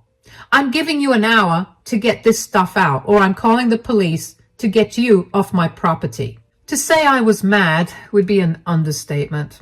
I couldn't believe the sheer audacity that Sean had to try to explain himself, and was enough to set off my anger. But for him not even to justify his cheating with a valid reason made me see red. Of course, there's no excuse to cheat, but I wouldn't have been so angry if he at least had a better reason to cheat on his hard-working wife. After that conversation with Sean, I went to my room and I locked the door. I didn't want to deal with him, and I knew that he tried to start another conversation with me if I gave him even the slightest hint that I wanted to talk. Thankfully, Sean didn't make too much of a fuss after that. He called someone to help him take the boxes of his stuff out, and within an hour he was out of my house. I was so relieved that he didn't make another fuss, because I wasn't sure I would have been able to hold myself back from being outright mean to him. The next day, after Sean moved his things out, I met up with my divorce lawyer and asked him if my divorce papers were ready. They were, so I paid to serve them to Sean without me having to meet him again. It took a while to find out where he was staying, but I managed to get in touch with one of his friends who told me that he was staying with them for the moment. When Sean got served with the divorce papers, he called me to yell at me yet again because he thought that I was overreacting to what had happened. I barely let him talk for a minute before I cut the call on him. After that, I began to get calls from his friends and family, all of whom were telling me that I was horrible for leaving him. I didn't understand why they were all piling on me for being a horrible one when Sean was the one who cheated. So I spoke to Sean's sister, who told me that Sean was going around telling everyone that I mistook his friendly banter with the physiotherapist as him flirting with her, and that I was overreacting to that. Up until that point, I had decided to keep the reason for our divorce private. I decided to do that out of respect for our previous relationship, and because I knew that if people found out that Sean had cheated, he might not have gotten the help he needed, considering he was still new to being able to walk. All of that went right out the window when I heard that Sean was spreading lies about me. I don't know why I expected some amount of maturity from him, but since he wasn't capable of that, I created 2 text groups, one for his family and the other for his friends, and I sent the security footage along with my recording of Sean making out with his physiotherapist. I then blocked Sean and all his friends. I heard from Sean's sister later on that Sean was livid that I had exposed him like that. His parents decided to go low contact with him because they couldn't fully abandon him when they'd almost lost him in the accident, but they were very disappointed in him.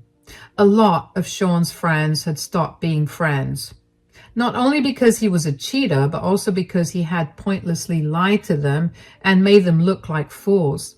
The friend who had opened his doors to Sean also asked him to leave because Sean had lied to him about many more things than just his affair.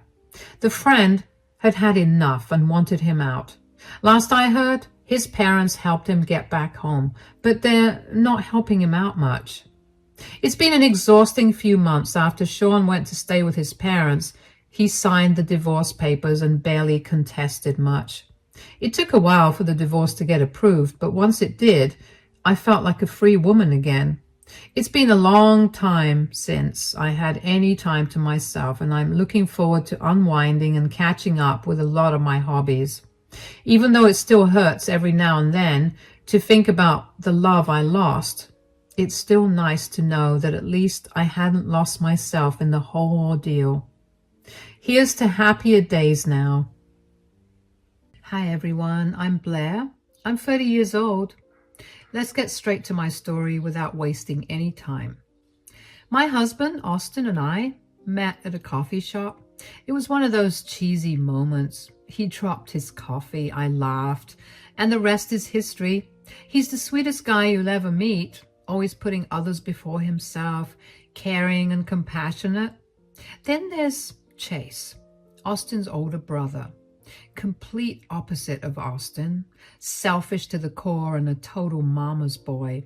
He expects the world to revolve around him and throws tantrums when it doesn't. But Vanessa, Chase's wife, she's an angel. Seriously, the sister I never had. We clicked instantly, and she's got this aura of kindness, you know. Always lending an ear, offering a shoulder. Now, let me introduce you to the villain of our story, my mother-in-law, Chelsea. She's not the kind of mother-in-law who bakes cookies and gives you warm hugs. Controlling doesn't even begin to describe her. She wants everything her way, and if it's not, watch out. So she thinks she's entitled to rule over everyone's lives, including mine. Dear readers, now that you're familiar with the members of my family, let's go back a bit, about 2 years ago. It was a time when Austin and I had just tied the knot. We'd been dating for nearly 2 years before he popped the question. And right from the start, Chelsea never seemed to warm up to me. But Austin always had my back. He wasn't afraid to stand up for me when needed, even if it meant gently reminding Chelsea of her place. In the same neighborhood as us, Chelsea lived with Vanessa and Chase. Vanessa had been a part of the family long before I came into the picture. She and Chase had been married for 2 years by the time Austin and I said our vows. Despite being a newcomer, I've always been good at getting along with people, but Chelsea, she proved to be a bit of a challenge. I remember the day we returned from our honeymoon. Chelsea extended an invitation for us to gather at her place for a family meeting. All right, now that you guys are back from your honeymoon, I want to chat about some ground rules. Mom, it's not a big deal. Let's just focus on keeping things cool and happy, okay? Austin, let her finish. She talked to Vanessa about this too. Thanks, Chase. So here's the deal. When you're part of this family, there are a few things to keep in mind. You know, since you're a housewife like Vanessa, I figure you're usually free. Sometimes I need a hand with things, and since you're just a few blocks away, it would be nice if you kept your phone handy in case I needed you. Vanessa's always been there to help out. And about those family gatherings we host twice a month, it's kind of a tradition. As my daughter-in-law, I think it's your duty to come over and help with all the food and preparations. And lastly, just show me some respect, you know? Follow my lead, and we'll all get along fine. These rules are just to keep things running smoothly when you're visiting. Sound good? All right, that sounds good to me. I'm really happy to be a part of this family. When Chelsea first mentioned those house rules, I wasn't too bothered by them. I was actually happy to help her out. But little did I know that was just the beginning of it all. In the early days of my marriage, things seemed smooth between Austin and me. Chelsea didn't interfere much, but everything she did was somehow problematic. Like the first time I went to help her out for the family gatherings, she invited around 40 people, including family and friends, to their place and expected Vanessa and me to handle all the work. I'll never forget walking into their house and seeing Chelsea lounging on the couch, flipping through a magazine. And when I asked her when we were going to start with the food, she just pointed to the kitchen and mentioned Vanessa was already in there. I joined Vanessa in the kitchen. What's going on? Is Chelsea not going to lend a hand? It's 10 a.m. How can she expect everything to be ready by 5? I find it odd. Doesn't she realize we could finish much sooner if she pitched in? Should I talk to her about it? No, don't bother. I've tried that before. It just leads to her saying nasty things. Trust me, it's not worth it. Let's just stick to the plan and get things done without causing a fuss. I see. So is this the usual routine? Chelsea doesn't really like helping out, huh? You used to handle everything on your own before I came along? Exactly. Chelsea's set in her ways and she doesn't take kindly to anyone questioning her. So that's how it went down. We worked tirelessly for Chelsea every month, cooking up a storm only to be told we couldn't eat until everyone had left, and then we were left with the leftovers. It felt disrespectful, but Vanessa never stood up against it. And me? Well, I was newly married and didn't want to rock the boat, and despite being someone who usually speaks up, I just couldn't bring myself to. I did tell Austin about it and he agreed it wasn't right, but we figured it was just twice a month, so I sucked it up. Every now and then, Chelsea would call me when Vanessa wasn't around, asking me to do chores like cooking and cleaning. It seemed absurd, but Vanessa being away was rare. I used to wonder how Vanessa could tolerate it all without saying anything. When I asked her, she said Chelsea could get nasty, and she didn't want to risk it. She asked me not to intervene. Anyway, first year of marriage flew by. Everything was fine between me and Austin. We were enjoying those happy days. Then, after some time, Chelsea called us over to their place for dinner, and that's where things took a turn. Well, I asked Chelsea to invite you both here because Chase and I have some interesting news to share. What is it? Don't keep us in suspense. Well, Chase and I are expecting a baby. No way! That's amazing news! Congratulations, you two! Yeah, we can finally give Mom the grandkid she's always wanted. Indeed, it is a joyous occasion.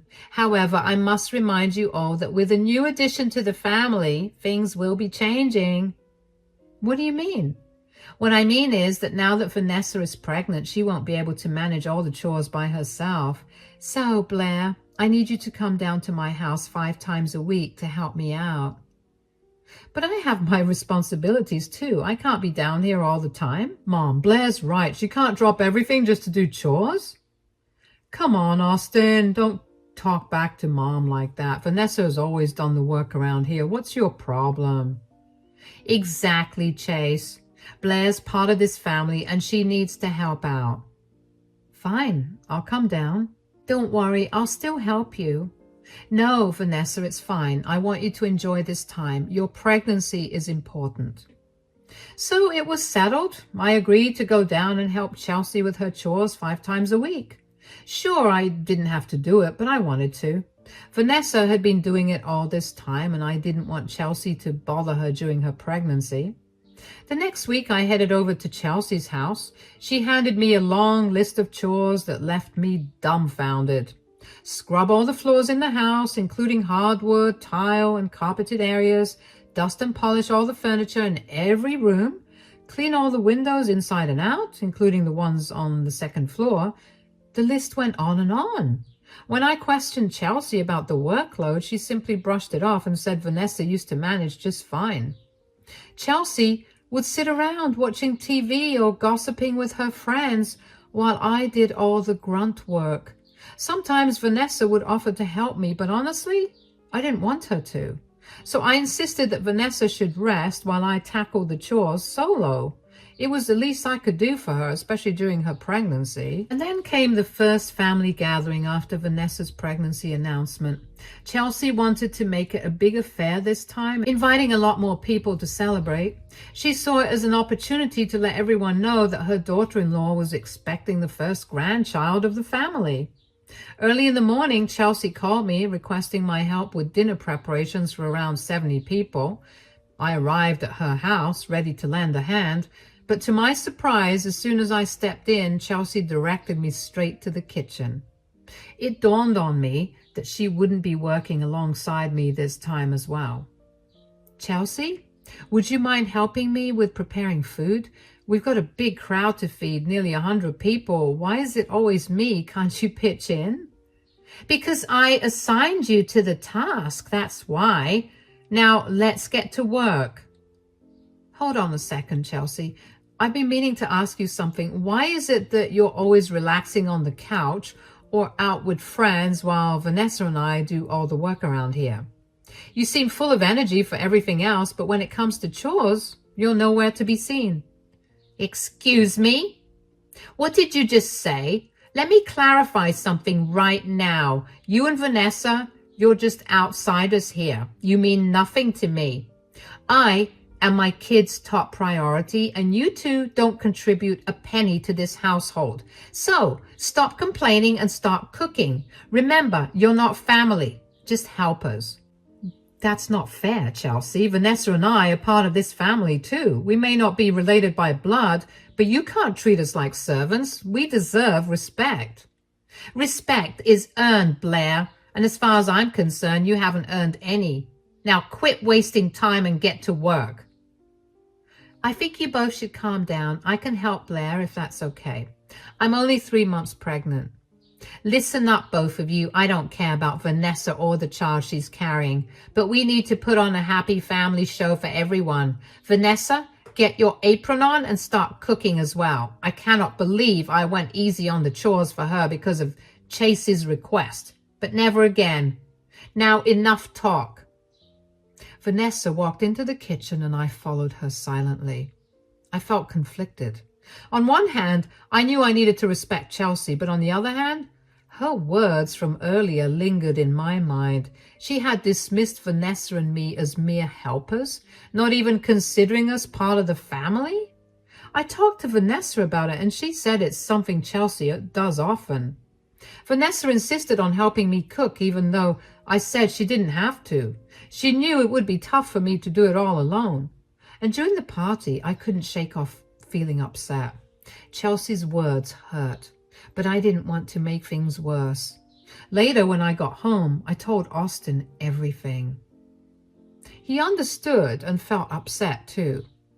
You won't believe what happened at Chelsea's today. She treated us like we were just her servants, not family. She called me and Vanessa her helpers, even though we helped her cook for so many people by ourselves.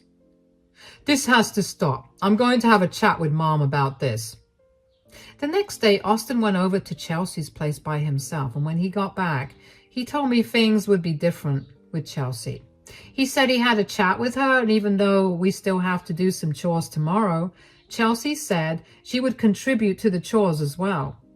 The next day, I went over and found Chelsea already there, cleaning the kitchen. I tried to have a conversation with her, but she completely ignored me. Chelsea, I understand you're upset, but what happened? Yeah, sure, I'm not mad at you. Now, let me do my share of the chores. That's what you've always wanted, right? I'm genuinely sorry, Chelsea. I hope we can move past this. Why should I even forgive you? You're nothing to me. Now step aside before you run to your husband to complain about me again. After that incident, Chelsea didn't speak to me for almost 3 months. My routine became going to her house, helping with chores alongside Vanessa, and then returning home once everything was done. Family gatherings followed the same pattern: help with dinner, stay until it was over, and then return again for more chores. Chelsea's silence bothered me. Despite everything, I respected her as my mother-in-law and wanted to mend things between us. About 3 months later, Chelsea's birthday arrived, and I decided to go the extra mile and get her the bracelet she had been eyeing for so long.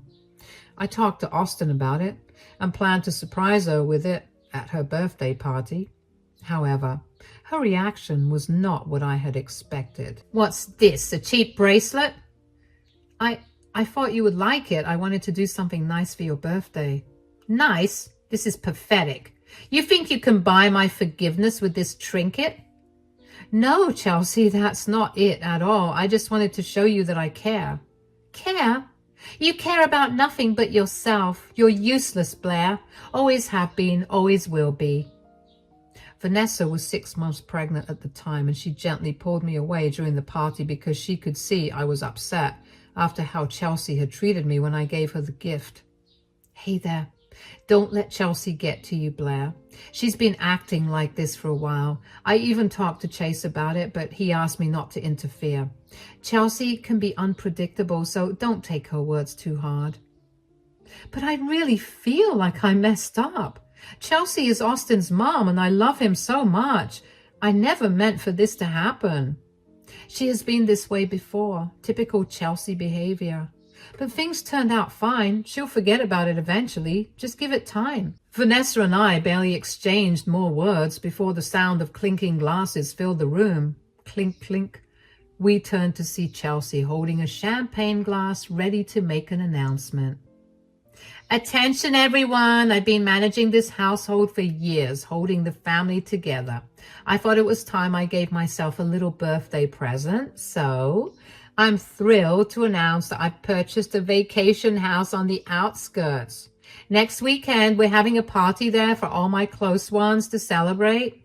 So mark your calendars because I will be texting you all the address. It turned out that Chelsea had bought herself a vacation home, and none of us had a clue. It was a pretty gutsy move considering the big investment she made. Even Chase and Vanessa seemed surprised. Austin and I exchanged looks, totally caught off guard, and soon everyone was congratulating Chelsea. Her keeping it hush-hush left us all wide-eyed but impressed.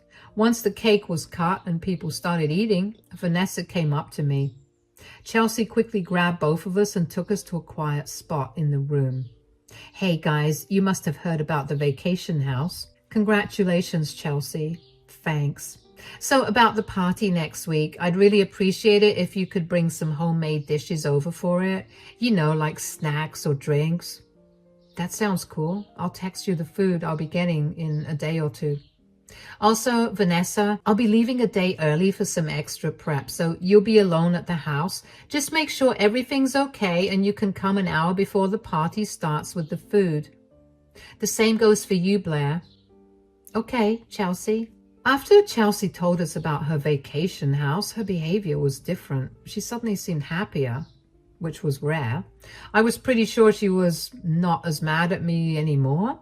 Anyway, the next day, I got all hyped up about planning the menu for Chelsea's party. Tacos, charcuterie boards, cheesecake, you name it.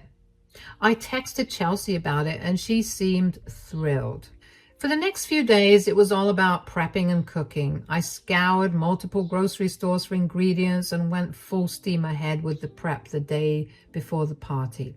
Austin and I were buzzing with excitement.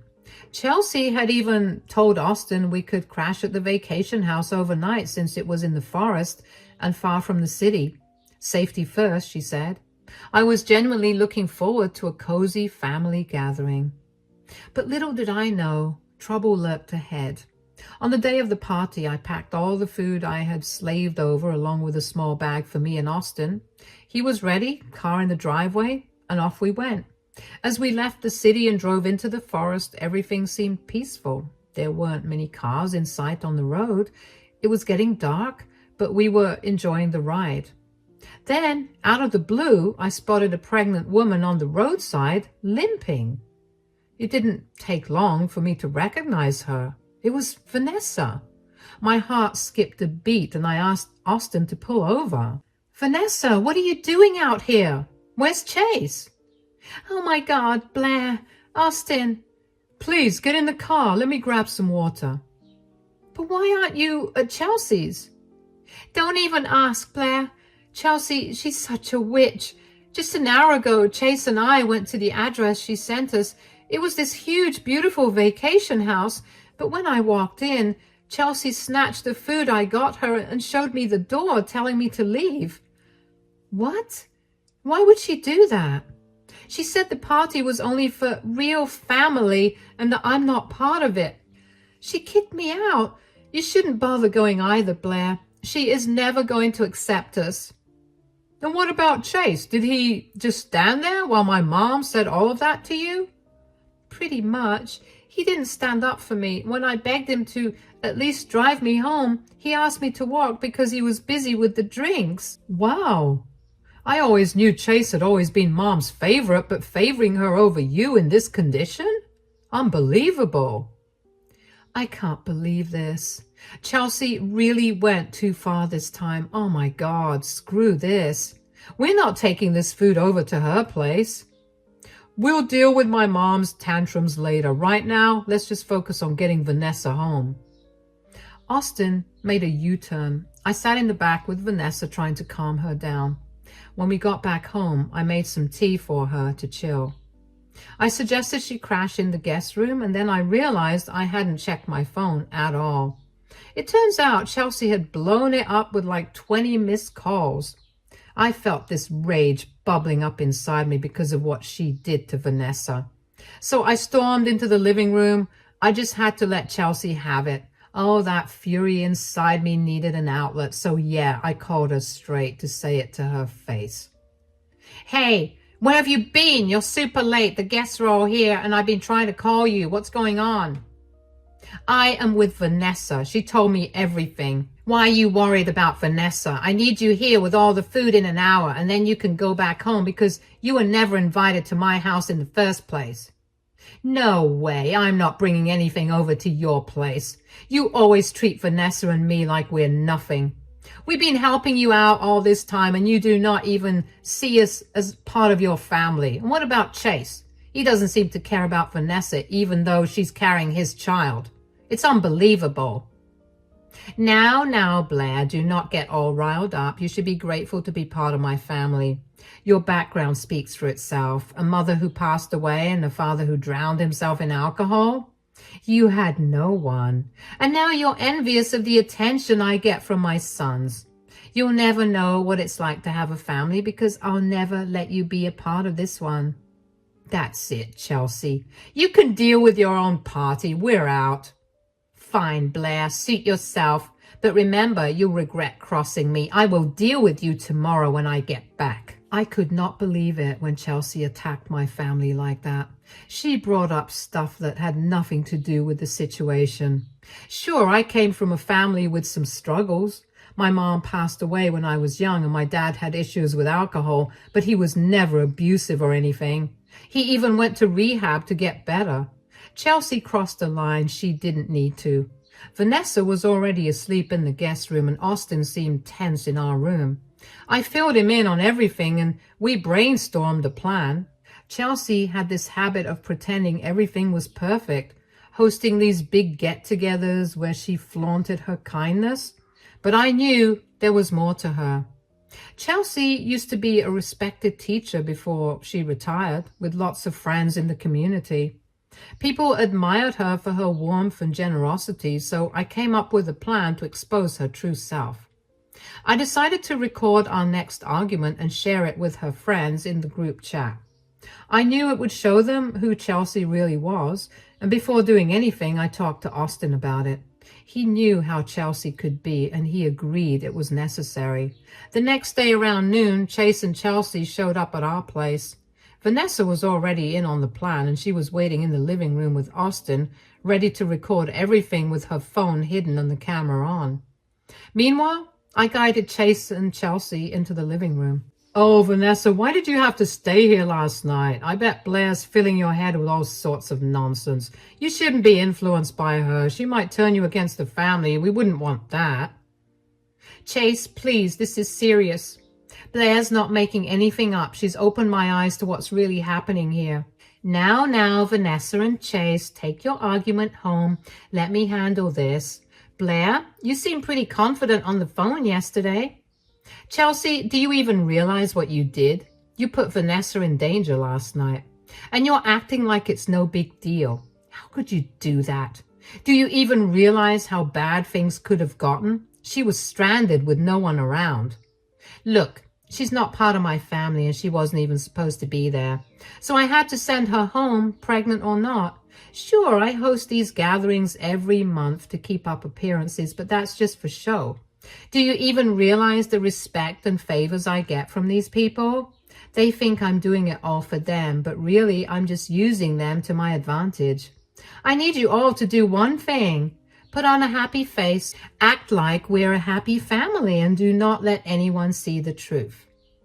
Chelsea, let's be real here. You're not exactly innocent in all of this. You've been using me and Vanessa like your personal servants. We do all your chores, cook for your guests, and then wait around to eat the leftovers.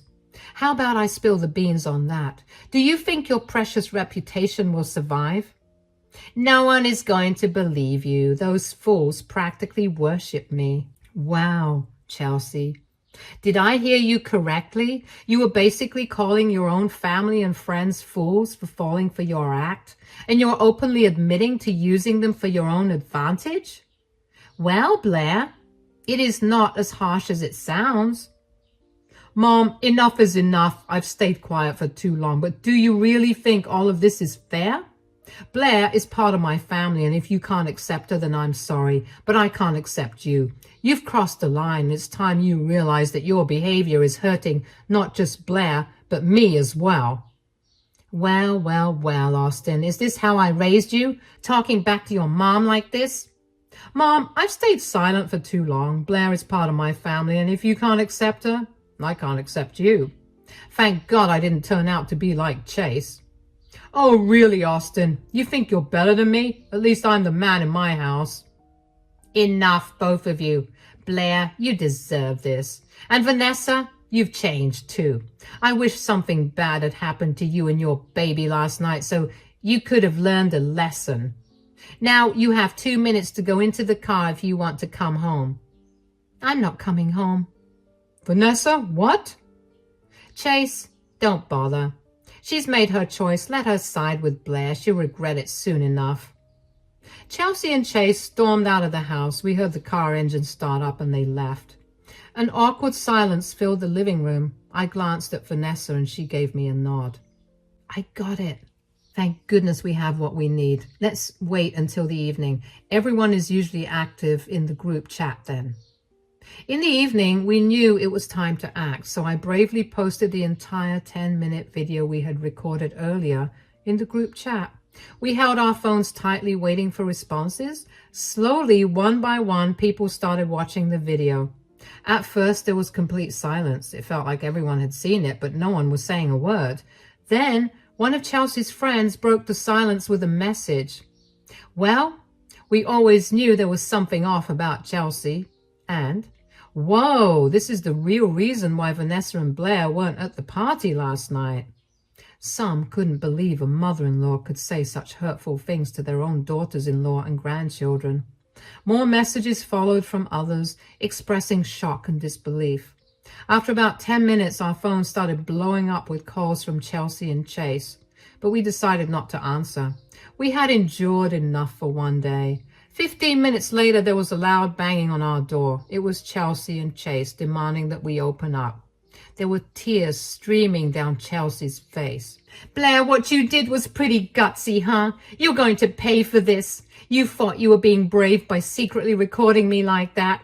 If you were really brave, you would have confronted me in the face. Vanessa?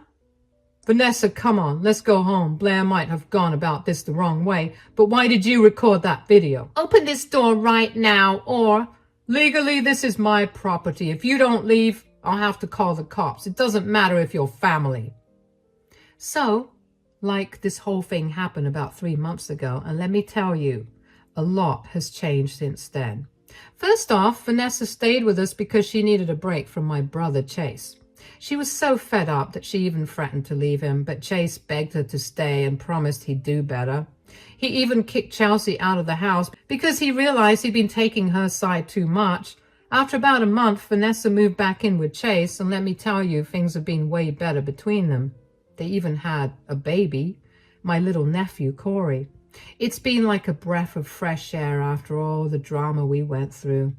I'm really happy Vanessa is giving Chase another chance, but I told her if things start going bad again, she can always come to me for help. I'll always be there for her. Now, about Chelsea? Well, let's just say she's not exactly everyone's favorite person right now. Nobody in the family wants anything to do with her anymore. And even her friends are keeping their distance. When Chase asked her to leave, Chelsea went to her fancy vacation house.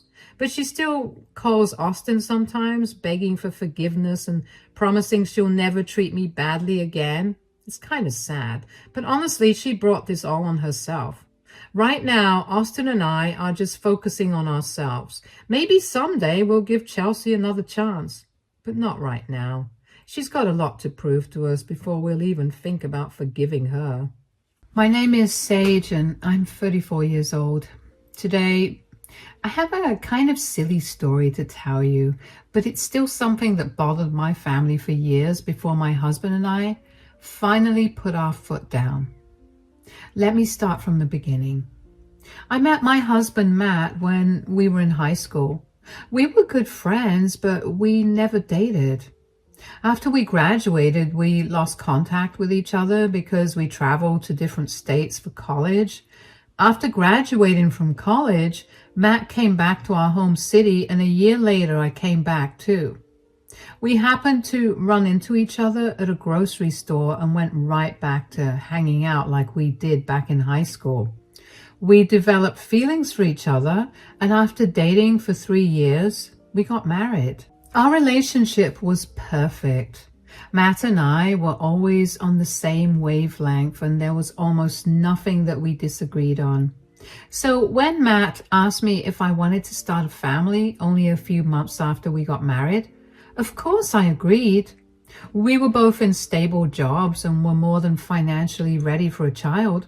We began trying for a child, and after 6 months of trying, I became pregnant with my son, Corey. Corey has been the light of mine and Matt's life, and we've done everything we can to protect him and make sure that he's happy. You might be wondering what exactly we needed to protect him from. Well, allow me to answer that question. My mother-in-law, Wendy, is a bit of a nightmare.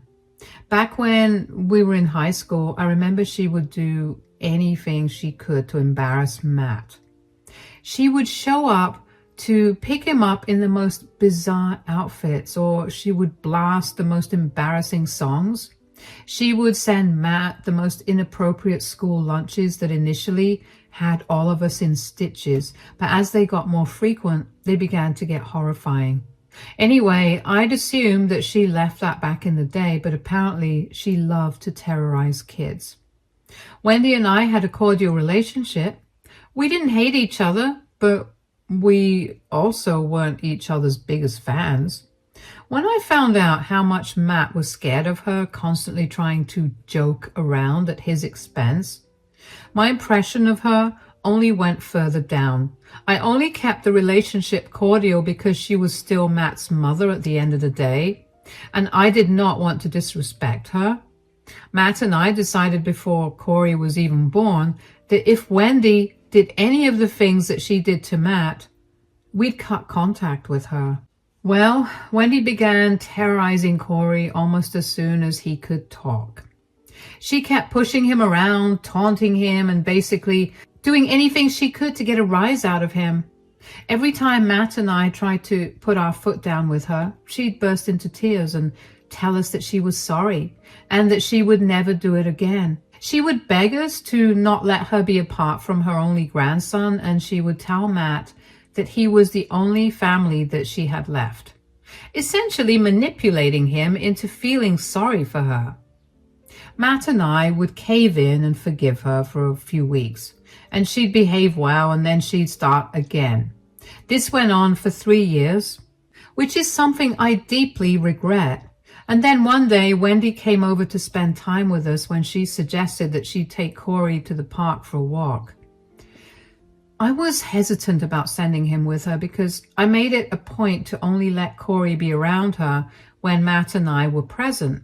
She usually never made any of her jokes when we were around, but Wendy was very insistent about taking Corey to the park. And when Corey heard that he could go to the park, he also started begging me. So I told them that they could go, but they had to be back in half an hour. I gave Corey some cookies to snack on and sent him on his way with Wendy. Half an hour later, Corey comes into the home and is bawling. I didn't even ask Wendy what happened. I tried my best to calm Corey down, but he refused to tell me anything other than, "Nana was so mean." When Corey was slightly calmer, I went to Wendy and I asked her what she had said to him. "What did you say to Corey?" "What do you mean?" "He's been crying and he won't tell me what you said to him." "How do you know that I said something?"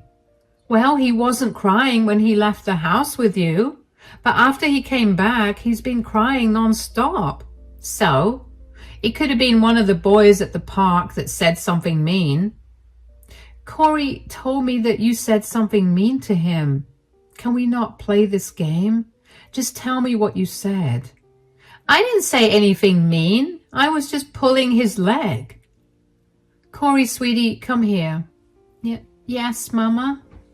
"What did Nana tell you? Please tell me. I promise neither Nana nor I will yell at you, okay?" Nana said that I was an ugly duckling and that I will remain ugly forever because I did not share my cookies with her. What? Wendy? Why would you say that? Are you seriously laughing right now? Corey, I promise you that what Nana said isn't true. I'll talk to you in 5 minutes. Until then, you can go play. Oh, come on, stop coddling him. It was just a bit of fun. Plus, it taught him the importance of sharing. Your fun hurt Corey. Nothing about that was funny. How could you say something so mean to him? You seriously don't think it's funny? There's nothing funny about destroying a child's self-esteem. You know what? I've had enough of your stupid jokes. There's no need to be so serious about it. It's all just fun and games. It's not fun and games for Corey. Every time I let you be around him without supervision, you find some way or another to make him cry. And then Matt and I have to spend hours consoling him and trying our best to make him forget about your mean words and actions. It's not my fault you guys are raising Corey to be weak and oversensitive. I'm just trying to toughen him up for the real world. You can do that through other ways as well. You don't have to bully him for him to learn about the real world. Bully? I'm not bullying him. I'm just joking around. Well, he does not like it, and neither does Matt or I. So from now onwards, I'm not letting you anywhere near my son. If you want to talk to him, you can call us and we'll let you speak to him. Are you cutting me off because of one joke? It was not a joke. You hurt Corey. Why aren't you the least bit apologetic? Because I know I did nothing wrong. You know what? Fine. I'll stay out of your lives. I don't want to be around such insensitive people. I was glad that Wendy left the house when she did, because if she didn't, I was sure that I was going to say some really mean things that she definitely would not have appreciated. When Mark got back home from work that day, I told him what Wendy had said, and he was so angry that he texted Wendy to tell her that I was serious about her not coming back until we said so. Wendy realized she messed up again and tried her best to get us to give in and forgive her, but we simply couldn't bring ourselves to do that. Instead of responding to Wendy, Matt and I did what we always did when Wendy upset Corey. We spent the next few days doing everything he liked so that he would feel loved and happy. After a few months, Matt and I decided to forgive Wendy, but we would not allow her to be around Corey at all. It was something that Corey was happy about too. I kept my distance from Wendy, but I let Matt treat her however he wanted because she was his mother. And that's how it was over the next 2 years. We barely spoke to Wendy, but we did make sure to check in on her whenever it was too long since we spoke to her. We spent holidays and birthdays with my family, and we made sure to wish Wendy well during those times too. Wendy tried her best to get back in contact with us, but we shut it down fast. The thing is, she was never genuine about her apologies. She was frustrated that we weren't giving in again, so she'd switched from apologizing to mocking us. It was infuriating to have a conversation with her, so I just made Matt deal with that. She was a lot easier on him, and I guess that was why she believed that she and Matt had grown closer. She would always call Matt, and while he mostly ignored her calls, he still picked them up from time to time. Anyway, one day while Matt was in the shower, Wendy called him. I ignored it, but she kept calling him. She never called more than twice in a row, so I figured something was wrong. I picked the phone up. Hello, Matt? Hi, Wendy. Matt's taking a shower right now. Is everything all right? Oh, yeah. I'll just call when Matt's free. I needed to ask him for a favor. No, it's okay. What is it? I just feel a lot more comfortable talking about this with Matt, so I think I'll just wait. He'll tell me anyway, especially if it will involve a decision that we need to make together. Well, My house had some water damage, so it's getting renovated right now, and I wanted to know if I could stay at your place for a while. Oh, how long do you need to be out of your house? About a month, but it could be longer depending on how fast the work gets done. They're still discovering places around the house that have water damage.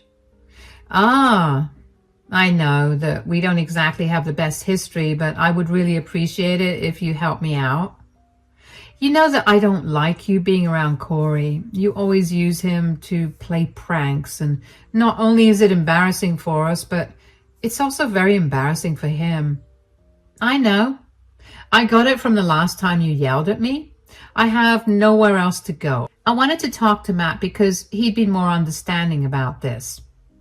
Even if Matt was more understanding, he'd still need to talk to me about this. Why are you such a prude? Gosh, it's like you can't even take a joke. I can take a joke when it's good. What you do is humiliating, not funny. Are you seriously going to hold that over my head forever? And are you not going to let me have proper shelter because of that? Why can't you stay at a motel instead? We can help you cover some of the expenses if you like. Why would I stay in a motel when my son lives in the same city as me and has a house with a spare bedroom in it? Can you just have Matt call me after he's done taking a shower and talking to you about this? It was a mistake. What are you going to say to Matt that will change how I feel about you living with us? He's the man of the house. He'll definitely tell you to put your feelings aside so that he can help his mother. That's not happening, but I will talk to Matt about this, and I'll call you tomorrow and let you know what we've decided. I need to have your answer in 2 days. All right, I'll let you know. I'll be very honest with you. I did not want her in my home. I have been having a very good 2 years without seeing her too much, and her living in our house for probably more than a month felt like a repercussion for not seeing her often. But I talked to Matt about it anyway. Matt also suggested that she stay at a hotel initially, but when I explained that Wendy was against that idea, Matt was upset because of her entitlement. We discussed what to do for a while and eventually decided that we would let her stay with her. She was still a part of our family, and even though we did not enjoy her company at all, we didn't want to turn her away without giving her a chance. She had also been on her best behavior for the last 2 years, so we figured we'd give her a shot. We also had a conversation with Corey about whether he would be okay with his Nana living with us for a little while, and he said he was okay with it. We had a spare room that Wendy could occupy, but we would set some ground rules for her to follow. Matt and I knew that Wendy would hate the rules, but we knew that those rules needed to be there if we wanted some peace of mind in our own home. I called Wendy the next morning while I was at work to tell her what Matt and I had decided. Hi, Wendy. Oh God, are you calling me to tell me that I'm not allowed to stay with you? You have to understand that I have nowhere else to go. Calm down. I talked to Matt about it, and even though neither of us is too keen about you staying here, we understand that you have nowhere else to stay, so we've decided that you can stay with us. Oh, thank God. But you have some serious rules that you need to follow. What? You have to pick up after yourself, do your own laundry, and make sure that your room is clean. And you are not allowed to pull any pranks on us, no matter how harmless. What is this, a jail cell? Why are you guys so adamant about me not being a good person? We're not saying you're a bad person, Wendy. You just can't seem to understand what's okay and what's not. It's not my fault that none of you seem to understand what's actually hilarious. Do you want to stay with us or not? Of course I do, but I don't want to have to follow so many rules. Then you can stay in a motel where you won't have to follow any rules at all. Fine, whatever. I'll obey your stupid rules. If you play a single prank on any of us, especially Corey, we will make you move out. Do you understand? Yeah, sure. Does Matt know that you've given me such strict rules? Of course he does. He agreed with whatever I just told you. You're the worst thing that's happened to this family. Matt used to love my jokes, but after he met you, he's changed. Matt never liked them from the start. He had no choice but to bear with it because you are his mother. Corey doesn't like it either, and I will do anything to make sure that he's not uncomfortable in his own home. If that means kicking you out, then I will do it. You're ruining his life by sucking out all the joy from it. You'll regret it someday in the future, believe me. Corey is a very happy kid, but I can assure you that he does not like your jokes. If you still have a problem with our rules, you can simply not stay with us. No, I want to stay with you. I was stating my opinions. Fine. We'll see you here tomorrow then. Of course, I wasn't expecting Wendy to listen to all the rules I set up, but I really only wanted her to listen to one rule, and that was about her pranks and jokes. Wendy came over the next day and was cold towards me, but I didn't care. I kept Corey away from her as much as I could, and whenever Corey had to be around Wendy, like during dinner or TV time, either Matt or I would be present. Wendy's stay at our place ended up extending past a month, and even though I wasn't happy about it, I didn't mind too much. Wendy wasn't a very bad guest. I mean, she wasn't very clean, and she definitely waited until the last minute to do a huge pile of laundry, but she also offered to cook meals for all of us, and she helped me do other chores around the house. So when she offered to start making Corey's lunches for school, I agreed. Of course, I made sure to stand and watch as she made Corey his lunches initially, but over almost 3 weeks with absolutely no incidents from her, I decided to just let her make Corey's lunches in peace. Everything was fine for a few days until one day while at work, I got a call from Corey's teacher, Miss Leslie. My heart dropped and my gut told me that Wendy definitely did something. Hello, Miss Leslie, is everything all right? Yes, I just wanted to ask you if everything is all right at home. Yes, it is. Why? Is something the matter with Corey? Well, since you say that everything's okay at home, I just wanted to ask you how you could send something so inappropriate in your son's lunchbox. What? What do you mean? During the break today, Corey approached me with a note that was in his lunchbox and asked me to read it out to him because he didn't know what it said. I was shocked when I read what the note said. It was full of explicit words that basically made fun of me. I did not appreciate that. I will have to take this matter up with the principal and probably the school board. Oh my God, I'm so sorry that happened. I can assure you that neither I nor my husband did that. My mother-in-law is staying with us at the moment, and she's the one who packed Corey's lunch today. She loves to play pranks, and this was her doing. I'm so sorry that you had to read that note, and even more sorry for what my mother-in-law did. I see. It's okay, but you have to make sure that Corey doesn't come to school with these letters again. If Corey and his classmates could read, this would have been an even bigger issue.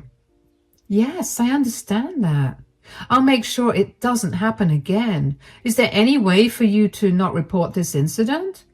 I had explicitly told my mother-in-law that she wasn't allowed to play her pranks on Corey, and she told me that she wouldn't. But she did it anyway. If I had known that she would do it, I wouldn't have let her pack Corey's lunch or let him take what he took today. I understand that family dynamics can be very difficult. And while I understand that this was not something that you or your husband did, I will still have to report you for it. You will need to come to the school today and talk to the principal about this too. All right. Will this affect Corey's admission in any way? Since you've said that neither you nor your husband did this, I highly doubt that it will affect Corey's admission, but there will be a little more attention given to him because we cannot have this happening again. Okay, that's no problem then. I'll make sure to take better care of Corey, and I'll talk to my mother-in-law about her actions as well. Also, as Corey's teacher, I feel like it's my place to tell you that someone like your mother-in-law is not exactly the best influence on Corey. He could pick up a lot of bad behaviors from her, which would only affect him in the long run. Yes, I know. My mother-in-law is only staying with us because her house is being renovated. Corey isn't her biggest fan because he hates her pranks too. I'll make sure to keep her away from him anyway. That's good. Will you be able to make it to school in an hour? Yes, I'll be there. My face was red, and I didn't know if it was because of embarrassment or anger. I immediately called Matt and explained what had happened. We took the rest of our days off and made our way to Corey's school. When we got there, Miss Leslie had Corey standing with her while we sat with the principal. The principal handed us the note that Wendy had sent Corey, and it was exactly like one of the notes that she'd send Matt when he was in high school. It had a lewd joke at Miss Leslie's expense and a very unflattering caricature of a woman with reference to that joke. For the next hour or so, Matt and I spoke to both the principal and Miss Leslie about how inappropriate the note was. They reminded us of the school policies and told us that they were only letting it go this time because this was the first time. The principal was very firm when he told us that if Corey came to class with another inappropriate note like the one that he had brought in that day, they would be forced to expel him. Of course, Matt and I promised him that it wouldn't happen again, and that's when both the principal and Miss Leslie began to ask more questions about Wendy. They asked Matt and me first, and then Corey, and it became pretty clear to them that none of us liked Wendy or her antics. The principal then went on to berate us for tolerating Wendy in our lives for so long when she'd been so horrible to Corey almost all his life. Matt and I were ashamed, but we also recognized how right he was. We had let Wendy manipulate us for too long, and our son suffered at her hands. We left the office with Corey in our arms, and we took him out for ice cream and made sure he was doing okay before we went back home. When we got home, Wendy was standing at the door waiting. "How was school, Corey?" "Corey, sweetie, go to your room. Mommy has to speak to Nana." "What's wrong?" "What's wrong? What's wrong? Do you know how much trouble you almost got Corey in today?" "What do you mean?" "Do not play dumb, Wendy. We were called into Corey's school because of the note that you put in his lunchbox." "Why did you do that? Do you know how embarrassing that was for us?" "Oh, come on. That was just a joke. Why is everyone so uptight? I'm sure his teacher got a good laugh out of it." "You think his teacher got a good laugh out of you calling her fat and ugly, among many other explicit words?" "I would have laughed."